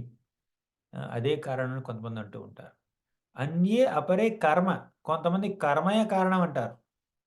మనం చేసిన కర్మల వల్లే మనం బాధపడతాం అని కొంతమంది అంటూ ఉంటారు. కొంతమంది దైవం వల్లే బాధపడుతున్నామని ఇంకొంతమంది అంటారు. స్వభావం అపరే. కొంతమంది స్వభావం వల్ల బాధపడుతున్నామని ఇంకొంతమంది తెలుపుతూ ఉంటారు. ఇంకొంతమంది ప్రకృతే కారణం అంటుంటారు. ప్రకృతి కారణం అంటారు కొంతమంది. తత్వవేత్తలు చాలామంది ఉన్నారు కదా! సుఖదుఃఖాలకి మనుజుడే ఆహురాత్మానమాత్మనః. ఆత్మ. ఆత్మే కారణం. అంటే ఆత్మ అంటే సెల్ఫ్.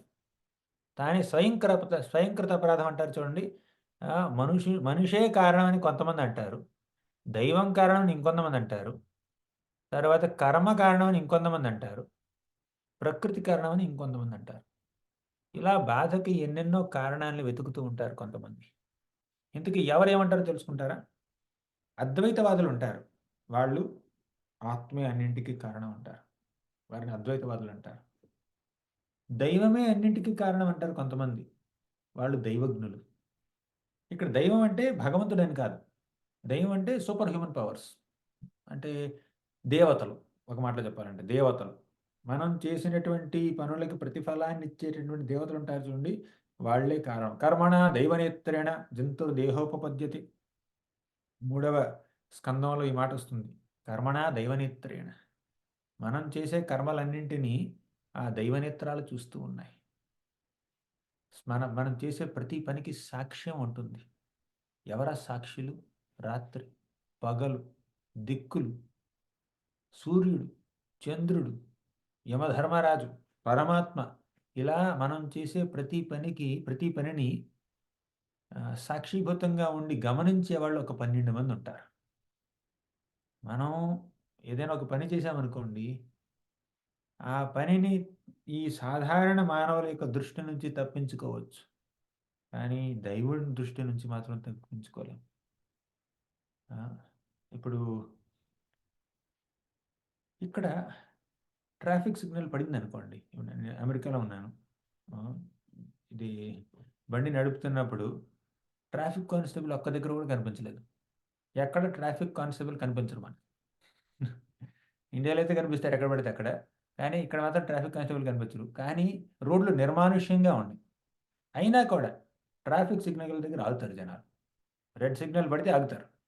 గ్రీన్ సిగ్నల్ పడితేనే మూవ్ అవుతారు. ఎందుకు? అక్కడొక కెమెరా ఉంది. ఆ కెమెరానే రెడ్ సిగ్నల్, గ్రీన్ సిగ్నల్ చూపిస్తుంది. మనం గనక కొంచెమైనా ట్రాఫిక్ రూల్స్ కొంచెం అలా ఉల్లంఘిస్తే వెంటనే ఆ కెమెరా నుంచి ఒక ఫోటో తీస్తారు వాళ్ళు. ఫోటో తీసి ఇంటికి నోటీస్ పంపిస్తారు. ఇంత డబ్బు కట్టాలి మీరు. ఇంత ఫైన్ కట్టాలి. ఇన్ని డాలర్లు కట్టాలంటారు. మరీ ఎక్కువగా వయలేట్ చేస్తే డ్రైవింగ్ లైసెన్స్ క్యాన్సిల్ చేస్తారు. నెక్స్ట్ 6 నెలలు నువ్విక్కడ వెళ్ళడానికి లేదు. ఆ కెమెరాలు ఏమిటంటే మనం ఎంత స్పీడ్‌గా ఎళ్తున్నామో ఆ స్పీడ్‌ని కూడా పట్టేసుకుంటాయి. స్పీడ్ 65 అనుకోండి. 60 దాటితే 65 70 దాటితే అంతే. వాళ్ళు పట్టేసుకుంటారు. అంటే మనిషి కనిపించట్లా. కానీ కెమెరాలు అన్ని చోట్ల ఉన్నాయి.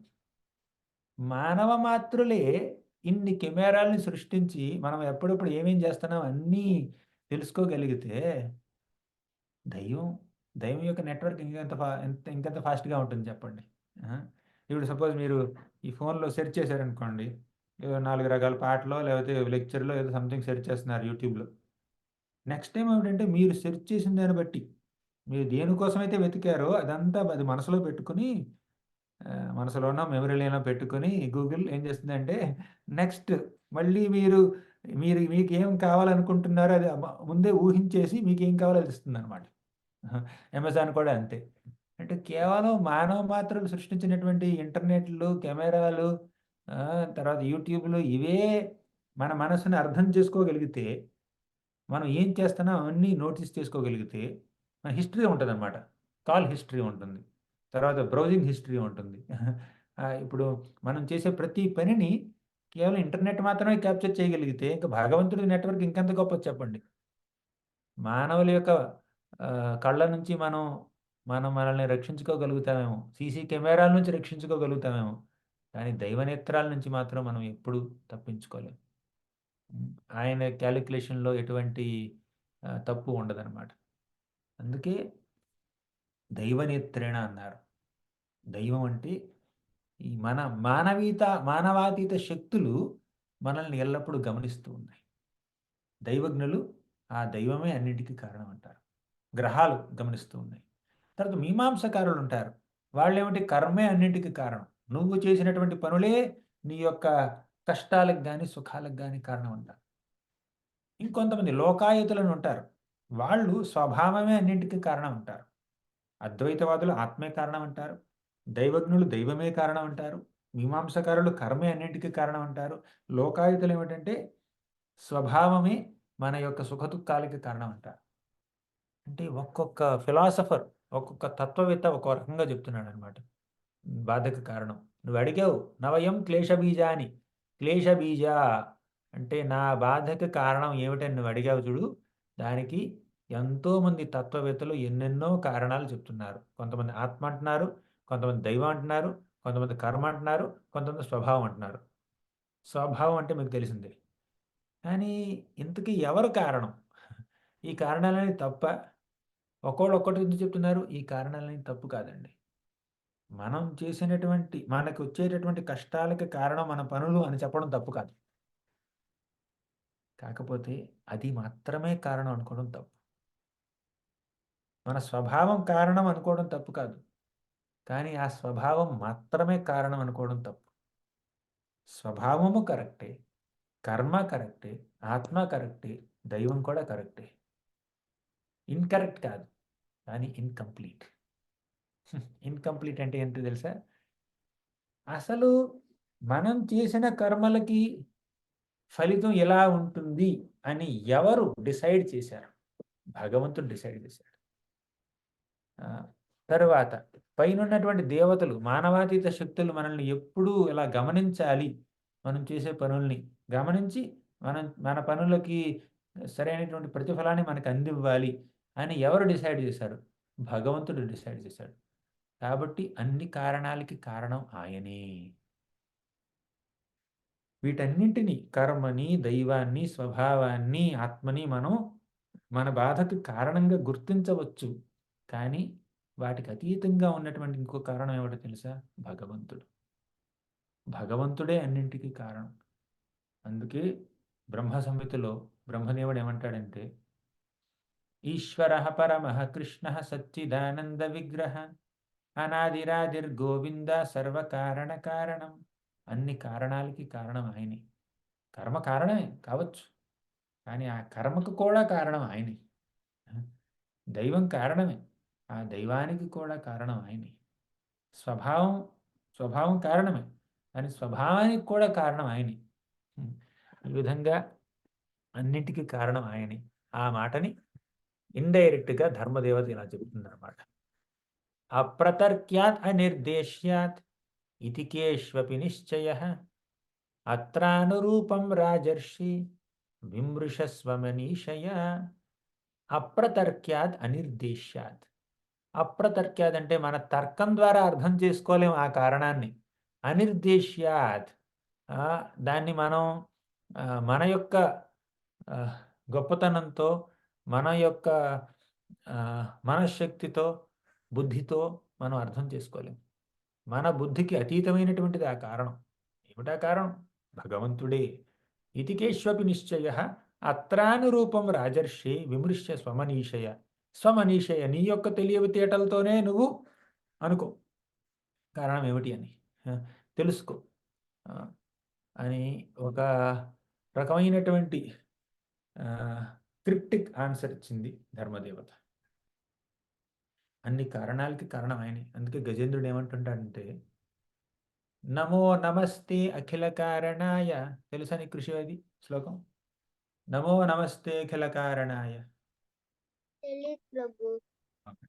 నమో నమస్తే అఖిల కారణాయ నిష్కారణాయ అద్భుత కారణాయ సర్వాగమాంనాయ మహార్ణవాయ నమోపవర్గాయ పరాయణాయ. నమో నమస్తే అఖిల కారణాయ. భగవంతుడా, నీకు నమస్కరిస్తున్నాను. అఖిల కారణం, అన్ని కారణాలకి కారణం నువ్వే. నిష్కారణాయ, కానీ నీకు కారణం లేదు. అద్భుత కారణాయ, అందుకే నువ్వు అద్భుత కారణాలు. అందరికీ పిత ఆయనే. త్వమేవ మాతాత సుహృత్పతి పిత త్వం సద్గురున్నః పరమం చ దైవతం యస్యానువృత్యా కృతినో బభూవిమ అని ద్వారకావాసులు అన్నారు. ఆయనే మాత, ఆయనే పిత. కానీ ఆయనకి మాత, ఆయనకి పిత ఎవరు చెప్పండి? ఎవరు లేరు. తల్లి లేనివాడు, తండ్రి లేనటువంటి వాడు. కానీ అప్పుడప్పుడు మానవ రూపం ధరించి ఈ ప్రపంచంలో జన్మిస్తూ ఉంటాడు. అప్పుడు తన భక్తుల్ని తల్లిదండ్రులుగా స్వీకరిస్తూ ఉంటాడు. యశోదానందులో, దేవకి వసుదేవులో, దశరథ కౌశల్య, ఎవరైనా కూడా వాళ్ళని ఆయన తల్లిదండ్రులుగా స్వీకరిస్తూ ఉంటాడు. కానీ ఆయనకి తండ్రి ఎవరు చెప్పండి? ఆయనకు అసలు పుట్టుకే లేదు. పుట్టుకే లేనటువంటి వ్యక్తికి తల్లి ఎక్కడ, తండ్రి ఎక్కడ? అటువంటి భగవంతుడే అన్నింటికీ కారణం అన్నమాట. ఈ విధంగా ధర్మదేవత సూటిగా చెప్పకుండా కొంచెం ఇండైరెక్ట్గా హింట్ ఇచ్చింది, భగవంతుడే కారణం. ఇంతకీ ఈ సందర్భంలో ధర్మదేవత ఇచ్చినటువంటి ఆన్సరు ఎంతవరకు కరెక్టు దానికి మనం చెప్పుకుందాం. ఈ పరిస్థితిలో ధర్మదేవత ఒక్క మాటలో చెప్పొచ్చు, ఈ కలిపురుషుడి వల్లే నేను 4 పాదాల మీద నిలబడకుండా ఒక పాదం మీద నిలబడుతున్నాను అని ఒక్క మాటలో చెప్తే ఇంత తతంగా ఉండేది కాదు. కానీ ఆ మాట చెప్పలే. ఇండైరెక్ట్గా అటు తిప్పి ఇటు తిప్పి ఏమందంటే భగవంతుడు అన్నిటికీ కారణం అనేసింది ధర్మదేవత. ఎలా కారణం? అసలు ఈ 4 యుగాలు ఇలా మారాలి అని నిర్దేశించింది ఎవరు? భగవంతుడే కదా. ఈ ఇప్పుడు ఎండాకాలం ముగుస్తుంది, వర్షాకాలం వచ్చింది. వర్షాకాలం వస్తే వర్షం పడింది. ఆ వర్షం పడితే నేను తడిచిపోయాను. దానికి కారణం ఎవరు? నువ్వు తడిచిపోవడానికి కారణం ఎవరు అని ఎవరైనా మిమ్మల్ని అడిగితే వర్షం కారణం అని మీరు ఒక మాట చెప్పొచ్చు. కానీ వర్షం కారణం, అది ఒక కారణం. 2 కారణం నేనే గొడుగు తీసుకువెళ్ళలేదు, నేనే రెయిన్ కోట్ తీసుకెళ్ళలేదు, అందుకే తడిచిపోయాను, కాబట్టి నేను కారణం అని చెప్పి అది కరెక్టే. వర్షం కారణమే, గొడుగు కారణమే. లేదు, మీరు గొడుగు తీసుకువెళ్ళారు, ఆ గొడుగుని మీకు చెప్పకుండా ఇంకెవరో తీసుకెళ్ళిపోయారు. జరుగుతుంటుంది కదా అప్పుడప్పుడు ఇలాగా. ఆశ్రమంలో అయితే జరుగుతుంది. ఆశ్రమం నుంచి టెంపుల్కి గొడుగులో వెళ్తాం మనం. అక్కడ టెంపుల్ ఎదురుగా గొడుగు పెడతాం, లోపలికి దర్శనం చేసుకున్నాం, వచ్చేసరికి గొడుగు ఉండదు, ఎవరో తీసుకెళ్ళిపోతారు. అవునా? వాళ్ళు కూడా కారణం కదా. మనం ఒక కారణం, వర్షం ఇంకొక కారణం, ఎవరైతే మన గొడుగు మనకు చెప్పకుండా పట్టుకెళ్ళిపోయారో వాళ్ళు కారణమే. తర్వాత అసలు మనల్ని ఆ పని మీద అక్కడికి ఎవరు పంపించారో వాళ్ళు కూడా కారణమే. అసలు గుడికి ఎందుకు వెళ్ళమన్నావు? పొద్దున్న దర్శనం తీసుకున్నావు కదా, మళ్ళీ ఇప్పుడు ఎందుకు వెళ్ళావు మధ్యాహ్నం? పలానా వాళ్ళు వెళ్ళమన్నారు. వాళ్ళు కారణం కావచ్చు. ఇలా మీరు 4 కారణాలు వెతుక్కోవచ్చు. కానీ అసలు కారణం ఏమిటి? వర్షాకాలమే కారణం. అసలు వర్షాకాలాన్ని అలా ఎవరు అరేంజ్ చేశారు? భగవంతుడు అరేంజ్ చేశాడు. ఎండాకాలం తర్వాత వానాకాలం రావాలని ఎవరు చెప్పారు? దేవుడు చెప్పాడు. వానాకాలం తర్వాత మళ్ళీ శీతాకాలం రావాలి అని ఎవరు ఈ అరేంజ్‌మెంట్ చేశారు? భగవంతుడు. కాబట్టి భగవంతుడే అన్నిటికి కారణం. అవునా? కానీ దేవుడే నా అన్నింటికి కారణం అని చెప్పడం తప్పు కదా! అందుకే ఆ మాట చెప్పకుండా మన ధర్మదేవత ఏమందంటే లేదు అంతా అప్రతర్క్యాద్ అనిర్దేశాత్. ఆ కారణాన్ని అర్థం చేసుకోవడం చాలా కష్టం. సర్వకారణ కారణం అంది. ద్వాపరయుగం తర్వాత కలియుగం రావాలని ఎవరు చెప్పారు? భగవంతుడు చెప్పాడు. కలియుగం వస్తే కలిపురుషుడు రావాల్సిందే. కలిపురుషుడు విజృంభించాల్సిందే. ఎంత పరీక్షిత్ మహారాజు ఆ కలిపురుషుడిని అణిచివేయడానికి ప్రయత్నించినా కూడా కలిపురుషుడు రావాల్సిందే. కలి ప్రభావం జరగవలసిందే. కాబట్టి సర్వకారణ కారణం భగవంతుడే అని చెప్పి భగవంతుడి యొక్క నిర్ణయం మేరకు భగవంతుడి యొక్క ఆమోదం మేరకే అన్నీ జరుగుతున్నాయి. ఎవరిని నేను అనవసరంగా వేలెత్తి చూపించలేను. ఫలానా వాడు నా బాధకి కారణం అని నేను అనకూడదు. కేవలం నా యొక్క విద్యుక్త ధర్మాన్ని నిర్వహించాలి. భగవంతుడు నా కోసం ఆమోదించినటువంటి ఆ పరిస్థితులను నేను ఎదుర్కోవాలి అని భక్తులు అనుకుంటూ ఉంటారు. అనవసరంగా ఎవరిని నిందించరు వాళ్ళు. అలా ధర్మదేవత కలిపురుషుడిని నిందించలేదు. కలిపురుషుడు తన పని తాను చేస్తున్నాడు. మీకు కలిపురుషుడు వద్దనుకుంటారా? అప్పుడేంటి గోలోకానికి వెళ్ళండి. వైకుంఠానికి వెళ్ళండి. ఇక్కడెందుకున్నారు? ఇక్కడ ఉన్నంత కాలం కలిపురుషుడి ప్రభావం ఉంటూనే ఉంటుంది. కలియుగం అయిపోతుంది. 4,32,000 సంవత్సరాలులో కలియుగం అయిపోతుంది. తర్వాత సత్యయుగం వస్తుంది. అసలు కలియుగం ఇలా ఉందానికి కారణం ఏమిటి? మనమే కారణం. ఒక రకంగా చెప్పాలంటే. ఇక్కడెందుకు జన్మించాం మనం? సత్యయుగంలో జన్మించుండొచ్చు కదా! ద్వాపరయుగంలో జన్మించుండొచ్చు కదా! అసలు భూలోకంలో ఎందుకు జన్మించాం? స్వర్గలోకంలో జన్మించుండొచ్చు కదా! అసలు స్వర్గలోకంలో ఎందుకు జన్మించాలి? భగవద్ధామానికి వైకుంఠానికి వెళ్ళిపోవచ్చు కదా! అలా వెళ్ళకుండా ఇక్కడే ఉండడానికి ఎవరు కారణం? మనమే కారణం. ఇంకొకరిని ఎందుకు నిందించాలి చెప్పండి? కలియుగం ఎండలు మండిపోతున్నాయి. ఎండలు మండిపోతున్నాయంటే ఎండ మండిపోద్ది. వేసవి కాలంలో ఎండ మండిపోతుంది. దానికి మీరు బాధ్యత తీసుకొని ఇంట్లో వడదెబ్బ తగలకుండా ఇంట్లో కూర్చోవాలి. లేదంటే అత్యవసరమైన కారణంలో ఉంటేనే బయటికి వెళ్ళాలి. సో, మనం ఎదుటి వారిని అనవసరంగా నిందించకూడదు. ఈ ఎండలు, మాయిదారి ఎండలు. మనమెవరం మాయిదారి ఎండల్ని తిట్టడానికి, సూర్య భగవానుడిని తిట్టడానికి మనమెవరం చెప్పండి? మాయిదారి వర్షం. మాయిదారి వర్షమా? వర్షం పడుతుంది అంతే. వర్షం లేకపోతే మనకి భోజనం ఎక్కడి నుంచి వస్తుంది చెప్పండి? అంటే మనకి ఎంత అసౌకర్యం కలిగించినా ప్రతి కాలం మనకు ఉపయోగపడుతుంది. ఎండలు మండిపోతున్నా కూడా ఆ ఎండాకాలం కావాలి మనకి. వర్షాలు కుంభవృష్టిగా కురుస్తున్నా కూడా ఆ వర్షం మనకు అవసరం. వర్షం లేకపోతే నేల ఎండిపోతుంది. అవునా? అదే విధంగా కలియుగంలో అధర్మం విజృంభిస్తున్నా కూడా కలియుగం కావాలి. ఎందుకు కావాలో తెలుసా? కలేర్దోష నిధేరాజన్ అస్తి ఏకో మహాన్ గుణః కీర్తనాదేవ కృష్ణస్య ముక్త సంగః పరం వ్రజేత్. కలి యుగంలో ఎన్ని దోషాలున్నా, ఎన్ని లక్షల దోషాలున్నా ఒక్క మంచి గుణం ఉంది. ఏమిటో తెలుసా మంచి గుణం? కేవలం భగవంతుడి యొక్క నామాల్ని జపించినంత మాత్రానే మనం భగవద్ధామానికి చేరుకోగలుగుతాం. ఈ ఫెసిలిటీ కలియుగంలోనే వస్తుందనమాట. కాబట్టి అది కూడా కలియుగంలో మన ఆయుష్ చాలా తక్కువ. మహా అయితే 100 ఏళ్ళు బతుకుతాం. ఆ 100 ఏళ్లలో 100 ఏళ్ళు చాలా తక్కువ. ఇంతకుముందు ఏమిటంటే ఆత్మ సాక్షాత్కారం కోసం జనాలు 60,000 సంవత్సరాలు తపస్సు చేసేవాళ్ళు. ఎవరికైనా ఒప్పుకుందా ఇక్కడ? 60,000 సంవత్సరాలు తపస్సు చేయడం కోసం. కృషివ 60,000 సంవత్సరాలు తపస్సు చేస్తావా? 60,000 ఇయర్స్. 60,000 ఇయర్స్ ఆస్టెరిటీస్ చేస్తావా నువ్వు? చేయగలవా? చేయలేవా? ఎందుకు చేయలేవు? ఇన్ని శ్లోకాలు నేర్చుకుంటున్నావు. అసలు 60,000 ఇయర్స్ మనం ఎక్కడ బతుకుతాం చెప్పండి? ఈ ప్రపంచంలో 60 ఇయర్స్ బతికితే చాలా ఎక్కువ. అటువంటి పరిస్థితి కలియుగంలో. కానీ అన్ని సంవత్సరాలు బతకాల్సిన అవసరం లేదు మనకి. కేవలం 100 ఏళ్ల జీవితం కలియుగంలో హరినామాన్ని సిన్సియర్‌గా జపం చేస్తే ఇక ఈ ఐహిక బంధాలకు దూరం అయ్యి భగవద్ధామం చేరుకోగలుగుతాం మనం. ఆ ఫెసిలిటీ కలియుగంలో ఉంది. ఇంకో ఫెసిలిటీ ఉంది కలియుగంలో చెప్పనా? అడ్వాంటేజ్ కలియుగంలో ఏమిటంటే ఇంతకుముందు యుగాల్లో చెడ్డ ఆలోచన మనసులో వచ్చినా కూడా ఆ పాపం మనల్ని అంటుకుంటుంది.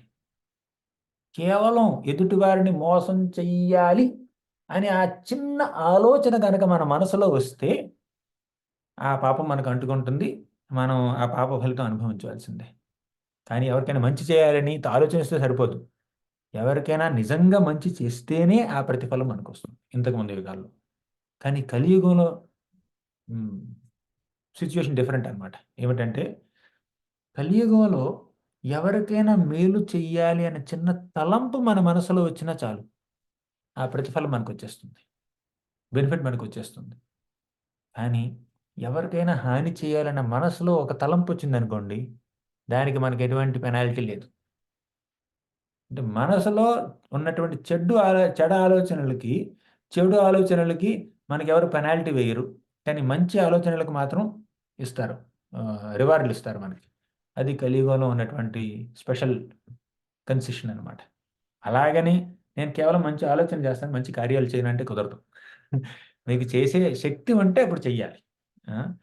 ఆళ్ళ మనసులో ఎంతైనా చెడ్డగా ఆలోచించుకోవచ్చు కదా! ప్రాబ్లమ్ ఏంటి? అంటే కూడా మంచిది కాదది. ఎందుకంటే మనసులో ఉన్నటువంటి చెడు ఆలోచన మాటలో కనిపిస్తుంది, వినిపిస్తుంది, చేతల్లో కూడా కనిపిస్తుంది. కాబట్టి మనం అంటే పొరపాటున ఏమైనా చెడ్డ ఆలోచనలొస్తే దానివల్ల మనకి పెద్దగా హాని జరగదు కలియుగంలో. అందుకని మనకు అలా కన్సెషన్ ఇచ్చారు. ఎందుకంటే మనం మందబుద్ధులం కదా కలియుగంలో. కాబట్టి ఆ కన్సెషన్ మనకిచ్చేసారు. సరే. ఆహ్, ఏ యుగానికి ఉండవలసినటువంటి మంచి లక్షణాలు ఆ యుగానికున్నాయి. వెనక్కొద్దాం మళ్ళీ. ఈ విధంగా మన ధర్మదేవత పరీక్షిత్ మహారాజు యొక్క ప్రశ్నలకి సమాధానం డైరెక్ట్‌గా ఇవ్వకుండా, సూటిగా చెప్పకుండా ఏమందంటే, "నువ్వే అర్థం చేసుకో మా బాధకు కారణం ఎవరు" అని ఒక్క మాటలో చెప్పింది. అప్పుడు పరీక్షిత్ మహారాజు అనుకున్నాడు. ఆహా! ఏవం ధర్మే ప్రవదతి ససమ్రాట్ ద్విజసత్తమ సమాహితేన మనసా విఖేదః పర్యచష్టతం. ఖచ్చితంగా ఈ వృషభం, ఈ ఎద్దు ధర్మదేవతే. ఎందుకంటే తన బాధకి ఇంకొకరు కారణం అని సూచించకుండా ఉంది. ఇప్పుడు మనం నేర్చుకోవాల్సినటువంటి ముఖ్యమైనటువంటి పాఠం ఏమిటో తెలుసా ఈ ఘట్టంలో? మన బాధకి ఇంకొకరు కారణం అని వేలెత్తి చూపించకూడదు. ఎవరైనా తప్పు చేస్తే సపోజ్ మీరు అక్కడ కూర్చున్నారు, దొంగోడొచ్చి మీ డబ్బులు దొంగిలించాడు. వాడి బాధకు కారణమే మనం అప్పుడప్పుడు పాయింట్ ఔట్ చేయాలి, పట్టుకోవాలి. అవసరమైతే వాడిని పోలీసులకి అప్పజెప్పాలి, తిట్టాలో, కొట్టాలో ఏదో చేయాలి. కానీ మనసులో మాత్రం అతడి పట్ల ఎటువంటి ద్వేషపూరిత భావనని మనం పెంపొందించుకోకూడదు. మనసులో మనం ద్వేషించామా ఎవరినైనా, ఎవరి పట్లైనా నెగెటివ్ ఫీలింగ్స్ పెట్టుకున్నామా అంతే. మళ్ళీ ఇంకో జన్మెత్తాల్సొస్తుంది. అందుకే మనం ఎవరిని ద్వేషించొద్దు. ప్రాక్టికల్‌గా ఎవరైనా పాయింట్ ఔట్ చేయాలంటే చేయొచ్చు. కానీ అసలు ఇంత 100 మంది ఇక్కడ నా పక్కన కూర్చున్నారు. ఆ దొంగోడొచ్చి నా పర్సే ఎందుకు దొంగిలించాలి? నా పక్కనున్నవాడి పర్స్ దొంగిలించొచ్చు గదా! నా పర్సులో ఉన్నది 5,000 మాత్రమే. నా పక్కనోడి పర్సులో 15,000 ఉంది. వాడి దగ్గర దొంగతనం చేయకుండా నన్ను నా దగ్గర దొంగతనం చేశాడు. ఎందుకంటే నాకలా రాసిపెట్టుంది. నా డబ్బు పోవాలని నాకు రాసిపెట్టుంది. నేను చేసినటువంటి ఇంతకుముందు అపరాధాల వల్ల. ఆ విషయాన్ని మనం అర్థం చేసుకోవాలి. ఎవరిని ద్వేషించకూడదు. తర్వాత ధర్మం బ్రవీషి ధర్మజ్ఞ ధర్మో అసి వృషరూపధృక్ యదధర్మకృతః స్థానం సూచకస్యాపి తద్భవేత్. అదే నేనిప్పుడు చెప్పిన మాటే ఇందులో కూడా వచ్చింది. ధర్మం బ్రవీహి ధర్మజ్ఞ. నీకు ధర్మం అంటే ఏంటో పూర్తిగా తెలుసు. అందుకే నువ్వు ధర్మజ్ఞుడివి. నువ్వు ధర్మజ్ఞుడివి కాబట్టి ధర్మం ఏమిటో నీకు పూర్తిగా తెలుసు. అందుకే నువ్వు నీ యొక్క బాధకి ఫలానా వాళ్ళు కారణం అని చెప్పలేదు. తరువాత భగవంతుని ఒక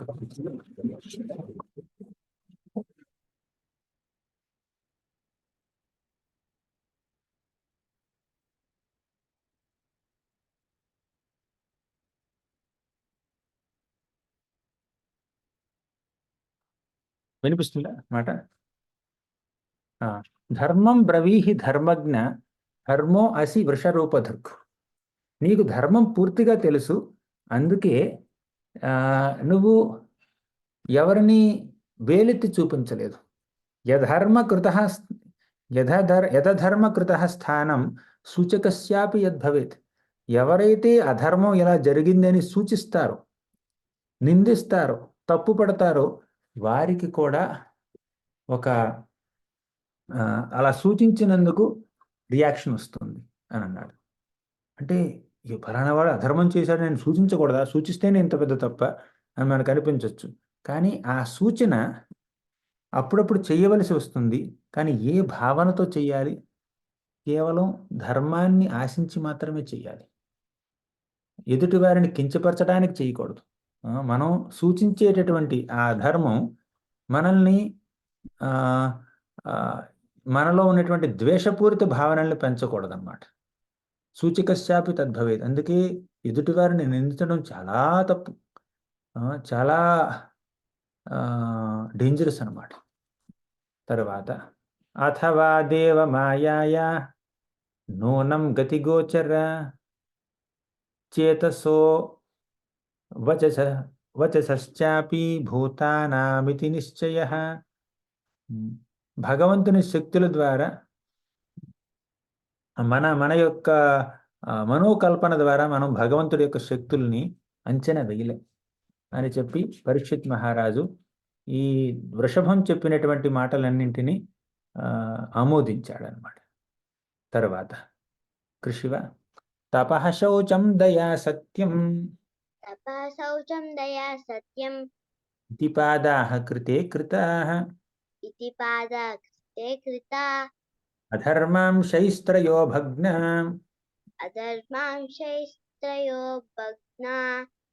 స్మయసంగమదైస్తవ. తపః శౌచం దయా సత్యం, ధర్మానికి ఇవి 4 పాదాలు. తప అంటే ఏదైనా అసౌకర్యాన్ని మనం స్వతహాగా స్వీకరించడం మన మీద. శౌచం అంటే శుభ్రంగా ఉండడం. దయ అంటే తెలిసిందే, సత్యం అంటే తెలిసిందే. ఈ ధర్మానికి ఇవి 4 పాదాలు. కృతయుగంలో ధర్మదేవత 4 పాదాల మీద నిలబడి ఉంది. కానీ అధర్మాంశైస్త్రయో భగ్న, అధర్మం వల్ల, అధర్మం యొక్క పాదాల వల్ల. ఏమిటి అధర్మం యొక్క పాదాలు? ఈ కామ క్రోధ లోభ మోహ మదమాశ్చర్యాలు. వాటి వల్ల త్రయో భగ్న, 3 పాదాలు తొలగిపోయాయి, 3 పాదాలు ఖండింపబడ్డాయి. స్మయ సంగమదైస్తవ. స్మయ అంటే ప్రైడ్, ప్రైడ్ అంటే గర్వం. సంగ అంటే దుస్సాంగత్యం. మద అంటే పూర్తిగా అంటే మదించిపోవడం, అది కూడా ఒక గర్వం కిందే అన్నమాట. వాటి వల్ల ఈ 3 పాదాలు నశించిపోయాయి అన్నమాట. అందుకే ఈ 3 పాదాలని మళ్ళీ పునరుద్ధరించే విధంగా ఉండాలి అని చెప్పి పరీక్షిత్ మహారాజు ఆలోచిస్తున్నాడు. ఇప్పుడు ఒక పాదం మీద నిలబడింది ధర్మం. ఇదానీం ధర్మపాదాస్తే సత్యం నిర్వర్తయద్యుతః. ఇప్పుడు ధర్మం ఒక్క పాదం మీద కష్టపడి నిలబడుతుంది. ఆ ఏమిటా పాదం? సత్యం, ట్రూత్ఫుల్నెస్. దాని మీద నిలబడి ఉంది. కానీ ఈ కలిపురుషుడు ఏం చేస్తున్నాడు? ఆ ఒక్క పాదాన్ని కూడా నరికేయడానికి ప్రయత్నిస్తున్నాడు అనమాట. అది పరిస్థితి. ఇంతకుముందు భగవంతుడు వచ్చినప్పుడు 26వ శ్లోకంలో ఏం చెప్పారంటే, ఇంతకుముందు భగవంతుడు శ్రీకృష్ణుడే తన యొక్క మానవ రూపంలో ఈ భూమి మీద అవతరించినప్పుడు ఆయన పాదముద్రల వల్ల భూభారం తొలగిపోయిందనమాట. భూభారం పూర్తిగా తొలగిపోయింది. ఇయం చ భూమిర్భగవత న్యాసితో భరాసతి. భూమి యొక్క భారం భగవంతుడి యొక్క అవతారం వల్ల తొలగిపోయింది. కానీ ఈ కలియుగం రాగానే మళ్ళీ భూభారం పెరుగుతూ వస్తుందన్నమాట. దేవదేవుని నుంచి దూరమై శూద్రుని చేత పాలింపబడుతూ కన్నీటితో తన భవిష్యత్తు గురించి బాధపడుతుంది భూమాత. ఈ విధంగా పరీక్షిత్ మహారాజు భూమి యొక్క పరిస్థితిని, ధర్మం యొక్క పరిస్థితిని చక్కగా అర్థం చేసుకున్నాడు. అర్థం చేసుకుని ఇంకా పరీక్షిత్ మహారాజుని కలి పురుషుణ్ణి దండించడానికి ఉద్యుక్తుడయ్యాడు అనమాట. ఇప్పుడు ఎలా దండిస్తాడో చూద్దాం. 28వ శ్లోకంలో చెప్పారంటే, ఇదం ధర్మం మహించైవ సంతయిత్వా మహారథః నిశాత మాదతే ఖడ్గం కలయే అధర్మహేతవే.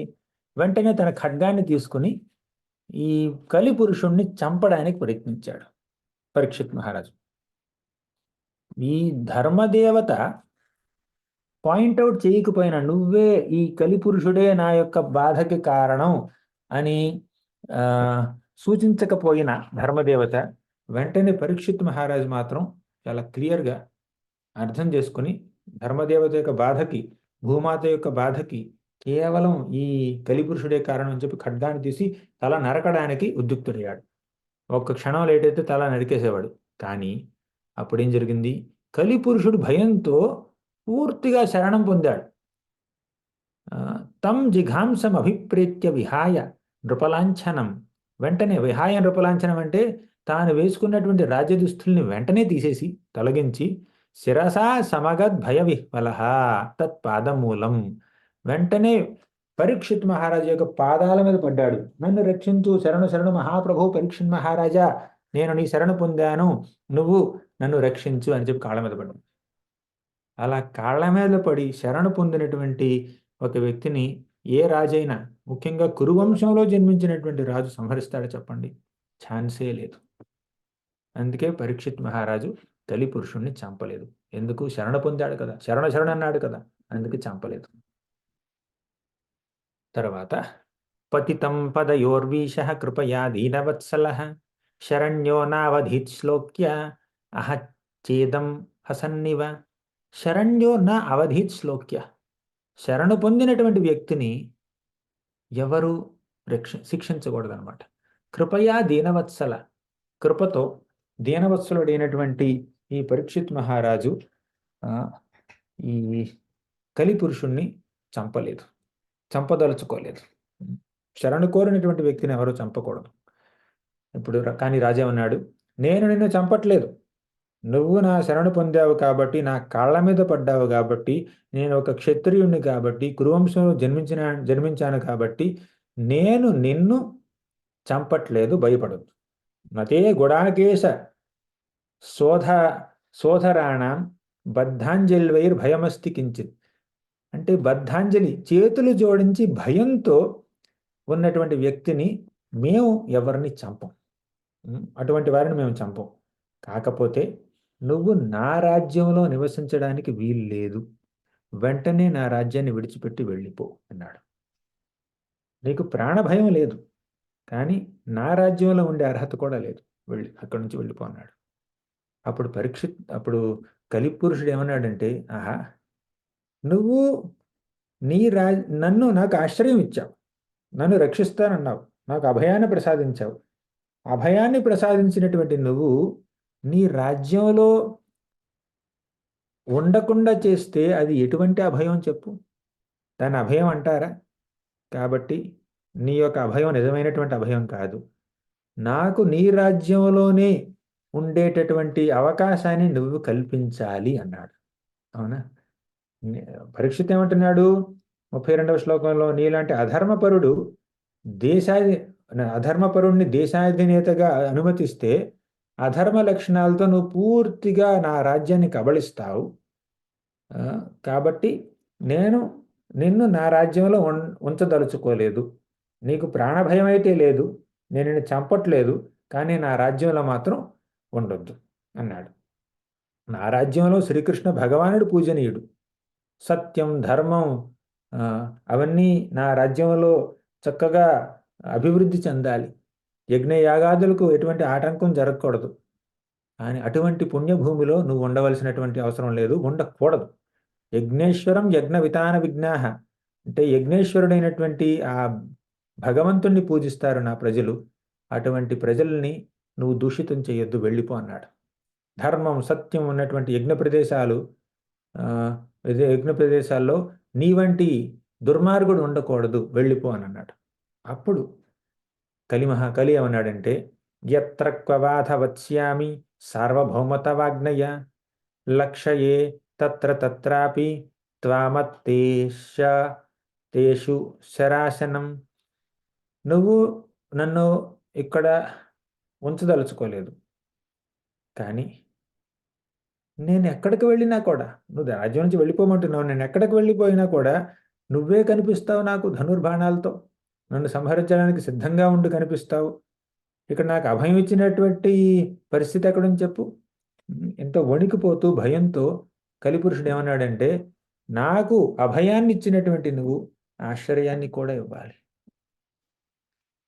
నేను ఎక్కడికి వెళ్ళినా కూడా నువ్వు ఎదురుగా కనపడతావు నువ్వు ధనుర్బాణాలతో. ఎందుకంటే మొత్తం నీదే కదా రాజ్యం. నీ నీ రాజ్యం బయట నేను ఎక్కడ ఉంటాను చెప్పు. భూమండలం మొత్తం నీ అధీనంలో ఉంటే, జంబూద్వీపం మొత్తం నీ అధీనంలో ఉంటే నేను ఇంకెక్కడికి వెళ్ళిపోతాను? కాబట్టి నువ్వు నాకు ఖచ్చితంగా ఏదో ఒక చోటుని చూపించాల్సిందే. నాకు ఒక ప్లేస్ని డిజిగ్నేట్ చెయ్యి పెర్మనెంట్గా, అఫీషియల్గా. నా రాజ్యంలో ఉండకూడదు అన్నావు. ఎక్కడికి వెళ్ళినా నీ రాజ్యమే. నేను ఎక్కడికి వెళ్ళినా కూడా నువ్వు కనిపిస్తావు భయం ధనుర్బాణాలతో. కాబట్టి నువ్వు నేను ఉండటానికి సరైనటువంటి ప్రదేశాన్ని నిర్దిష్టంగా, అఫీషియల్గా నాకు ఎలకెట్ చేయి అన్నాడు. తన్మే ధర్మభృతాం శ్రేష్ట స్థానం నిర్దేష్టుమర్హసి. స్థానాన్ని నిర్దేశించు. ఎత్రైవ నేతో వత్స్య ఆతిష్టం స్థేను శాసనం. తర్వాత సూత గోస్వామి అంటున్నాడంటే, మన పరీక్షిత్ మహారాజు గమనించాడు, కరెక్టే, నేను అభయాన్ని ఇచ్చాను, కానీ ఆశ్చర్యాన్ని కూడా ఇవ్వవలసినటువంటి బాధ్యత నాకుంది అని చెప్పి, అభ్యర్థిత స్తదా తస్మై స్థానాన్ని కలయే దదౌ ద్యూతం పానం స్త్రియ సూన యత్రాధర్మ చతుర్విధ అధర్మాలు ఉన్నాయి. 4 రకాల అధర్మాలు ఉన్నాయి. ధర్మం ఎన్నో రకాలు ఉంటుంది, కానీ ఇక్కడ నాలుగు విషయాల్ని సూచించారు. ఏమిటది? ద్యూతం, జోదం ఆడడం. పానం, మద్యం తాగడం. స్త్రియ అంటే వివాహేతర సంబంధాలు పెట్టుకోవడం. సూన అంటే మాంసభక్షణ. బేసికల్గా మనకి 4 నియమాలు ఉన్నాయి చూడండి, 4 regulative principles. No intoxication, no gambling, no illicit sex, no meat eating. ఇదనమాట మన యొక్క 4 రెగ్యులేటివ్ ప్రిన్సిపల్స్. దీనివల్లే ఇలాగే ఫామ్ చేశారనమాట. ఈ 4 రకాల అధర్మాలు జరిగేటటువంటి ప్రదేశాల్లో నువ్వు ఉండొచ్చు. అదే నీకు సరైనటువంటి ప్రదేశం. ఒక చెడ్డవాడికి చెడ్డ ప్రదేశాలు ఇవ్వాలి. మనకి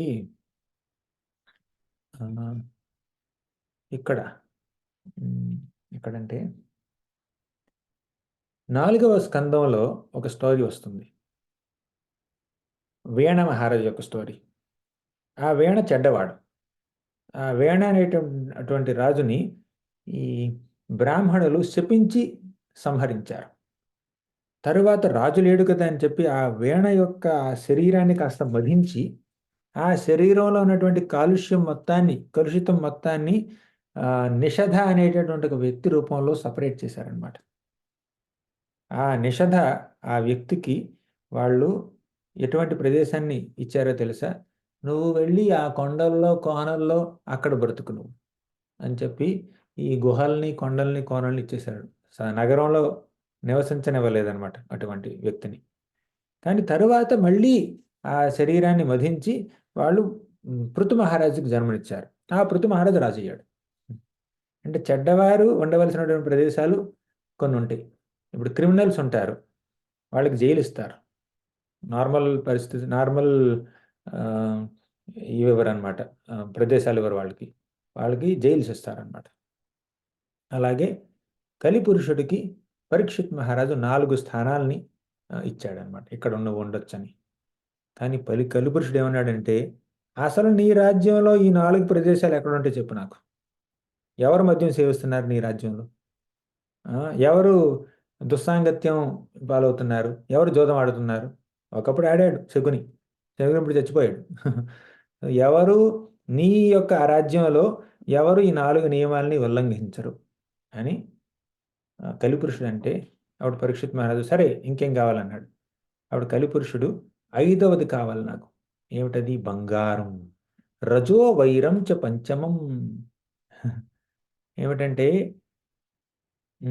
బంగారం ఎక్కడుంటుందో, మహాసంపద ఎక్కడుంటుందో అక్కడ నువ్వు ఉండవచ్చు. ఎందుకంటే అపరిమితంగా ధనం ఉన్నటువంటి వ్యక్తులు అధర్మం చేస్తారు. కొంతమంది చేయరు. ఇప్పుడు వీళ్ళు పరీక్షిత్ మహారాజు, భరత్ మహారాజు, అంబరీష్ మహారాజు, యుధిష్ఠిర మహారాజు వీళ్ళంతా గొప్ప గొప్ప మహారాజులు. వాళ్ళు గొప్ప గొప్ప మహారాజులైనా కూడా వాళ్ళు వైష్ణవులు కాబట్టి వాళ్ళకి అంత సంపద ఉన్నా, పేరున్నా, ప్రతిష్ఠున్నా, పరపత్తున్నా వాళ్ళు వారి యొక్క ధనాన్ని దుర్వినియోగం చేయరు. కానీ ఈ సాధారణ కలియుగంలో ఉన్నటువంటి వ్యక్తులు వారి యొక్క ధనాన్ని అధర్మానికి వారు వినియోగించొచ్చు. డబ్బు ఎక్కువ ఉంది కదా అని చెప్పి వాళ్ళు మందు తాగడం అని, ఇంకా వివాహేతర సంబంధాలు పెట్టుకోవడం, తర్వాత ఆ డబ్బుని ఎన్నో విధాలుగా వాళ్ళు దుర్వినియోగం చేయడం ఇదంతా జరుగుతుంటుంది. సాధారణంగా జరుగుతూ ఉంటుంది. కాబట్టి ఎక్కడైతే డబ్బుని భగవత్ సేవకి వినియోగించరో వారి ఇళ్లలో వారి యొక్క డబ్బుని నువ్వు వారి డబ్బు దగ్గర నువ్వు ఉండొచ్చు, వారి బంగారంలో నువ్వు ఉండొచ్చు అని చెప్పి పరీక్షిత్ మహారాజు ఈ కలిపురుషుడికి ఇంకొక 5వ స్థానాన్ని కూడా కల్పించాడనమాట. తర్వాత ఏం చేశాడు పరీక్షిత్ మహారాజు? తన ప్రదేశంలో, తన రాజ్యంలో ఉన్నటువంటి సంపద మొత్తాన్ని ఆయన భగవత్ సేవకు వినియోగించాడు, మంచి కార్యాలకు వినియోగించాడు, ధర్మ కార్యాలకు వినియోగించాడు అనమాట. అప్పుడు కలిపురుషుడికి ఉండడానికి చోటే దొరకలేదు. మళ్ళీ ఒకసారి చెప్తాను, కొంచెం సమరీ అనమాట. మొదటిగా పరీక్షిత్ మహారాజుని చంపడానికి పరీక్షిత్ మహారాజు కలిపురుషుడిని చంపడానికి ప్రయత్నించాడు. అప్పుడు కలిపురుషుడు ఏం చేశాడు? శరణ మహాప్రభో శరణ్ అన్నాడు. అప్పుడు పరీక్షిత్ ఏమన్నాడు? రాజ్య బహిష్కరణ చేశాడు.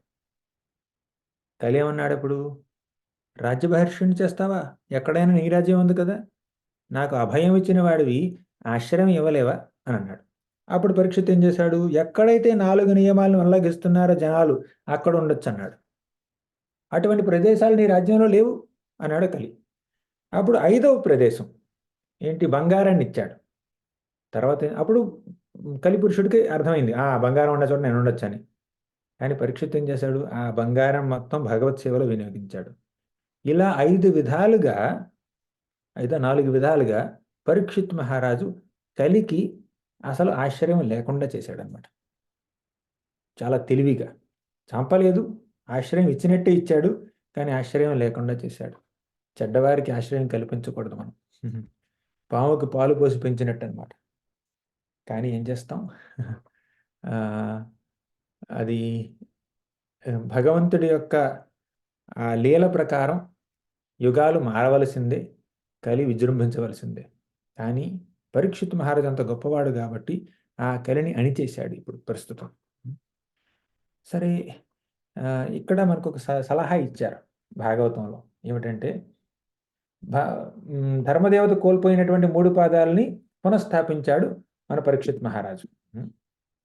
తర్వాత ఈ కురువంశ రాజులు ఉంటారు చూడండి, వారి యొక్క అడుగుజాడల్లో నడుస్తూ రాజ్యాన్ని చక్కగా పరిపాలించాడు పరీక్షిత్ మహారాజు. ఈ విధంగా పరీక్షిత్ మహారాజు కలిని ఎదుర్కొన్నాడు. కాబట్టి మనకి ఈ చాప్టర్లో ఇచ్చినటువంటి సలహా ఏమిటంటే, ఎవరైతే ధర్మ మార్గంలో నడవాలనుకుంటున్నారో వాళ్ళు ఈ 4 నియమాలని ఉల్లంఘించకూడదు. వారు ఈ 4 నియమాలని చక్కగా పాటించాలి. ఎందుకంటే ఆ 4 ప్రదేశాలు, ముఖ్యంగా ఇంకా 5 ప్రదేశాల్లో కలి ఉంటాడు. ఏమిటి 5 ప్రదేశాలు? ఎక్కడైతే మాంసభక్షణ జరుగుతుందో అక్కడ కలి ఉంటాడు. మనం మాంసాహారం దగ్గరికి వెళ్ళినా, మాంసాహారం తినాలని ప్రయత్నించినా కలి పురుషుణ్ణి ఆలింగనం చేసుకుంటున్నట్టే. అది మాంసం. రెండవది ఏమిటంటే జూదం. మూడవది మద్యపానం. నాలుగవది వివాహేతర సంబంధాలు. 5వది బంగారం, డబ్బు. అంటే భగవత్ సేవలో వినియోగించినటువంటి డబ్బు. మనం కేవలం మన యొక్క జీవనోపాధి కోసం డబ్బు కావాలంటే అది ఓకే. మన డబ్బుని మనం దేవుడి సేవలో వినియోగిస్తే అది కూడా ఓకే. కానీ మన బాడీలీ మెయింటెనెన్స్కి ఉపయోగించకుండా డబ్బుని, తర్వాత భగవంతుడి సేవకు కూడా వినియోగించకుండా ఎక్స్ట్రా డబ్బు ఉంటుంది చూడండి మనకి. మన శరీర పోషణ కోసం ఎంత డబ్బు కావాలో అంత డబ్బు వరకు అయితే మనం ఉంచుకోవచ్చు. కానీ దానికి మించి భగవత్ సేవలో వినియోగించకుండా ఉంటే ఆ డబ్బులో కలి ఉంటాడు. మనకి ఎంత అవసరమో అంత ఉండాలి. తప్పదు. తినాలి కదా! శరీరాన్ని పోషించుకోవాలి, బట్టలు వేసుకోవాలి. ఆహ్, అంతవరకు ఓకే. మెయింటెనెన్స్ వరకు. ప్లస్ ఆహ్, కొంచెం సరుకులు ఎక్స్‌ట్రా ఉంచుకోవాలి ఎమర్జెన్సీ కోసం. ఏమైనా హెల్త్ ప్రాబ్లమ్స్ రావచ్చు. డబ్బుండాలి దానికోసం. కోవిడ్ రావచ్చు. ఉద్యోగం పోవచ్చు. దానికోసం కొంత కాస్తో కూస్తో బ్యాంక్ బ్యాలెన్స్ ఉండాలి. అంతవరకు ఓకే. బేసిక్ వరకు. కానీ దేవుడి సేవలో వినియోగించకుండా ఉంటే అసలు మనం భక్తులమైతే మన దగ్గర ఉన్నటువంటి ప్రతి రూపాయి భగవంతుడిదే. మనమే ఆయనకి చెందిన వాళ్ళం. మన డబ్బు కూడా ఆయనకి చెందిందే. కాబట్టి మన దగ్గర రూ. 4 ఎక్కువున్నా కూడా పర్వాలేదు. ఎందుకంటే మనం భక్తి చేస్తున్నాం కాబట్టి. కానీ భక్తి మార్గాన్ని ఆచరించకుండా కేవలం ఇంద్రియ తృప్తి కోసం బ్రతికేటటువంటి వ్యక్తులు వాళ్ళ దగ్గర మహా సంపద ఉంటే ఆ సంపద వల్ల వాళ్ళు దేవుడికి దూరం అవుతారు. కలికి దగ్గరవుతారు. ఇక్కడితో మనం ముగిద్దాం. 18వ అధ్యాయంలో ఇంకా చాలా, చాలా రసవత్తమైనటువంటి ఘట్టాలొస్తూ ఉన్నాయి. ఇంకా 2 వారాల్లో మనం మొదటి స్కందం ముగించుకుంటున్నాం. 18, 19 ఈ 2 చాప్టర్‌లు చెప్పుకోవడానికి మనకు 2 వారాలు కావాలి. 18వ చాప్టర్ ఒక వారంలో అవ్వదు.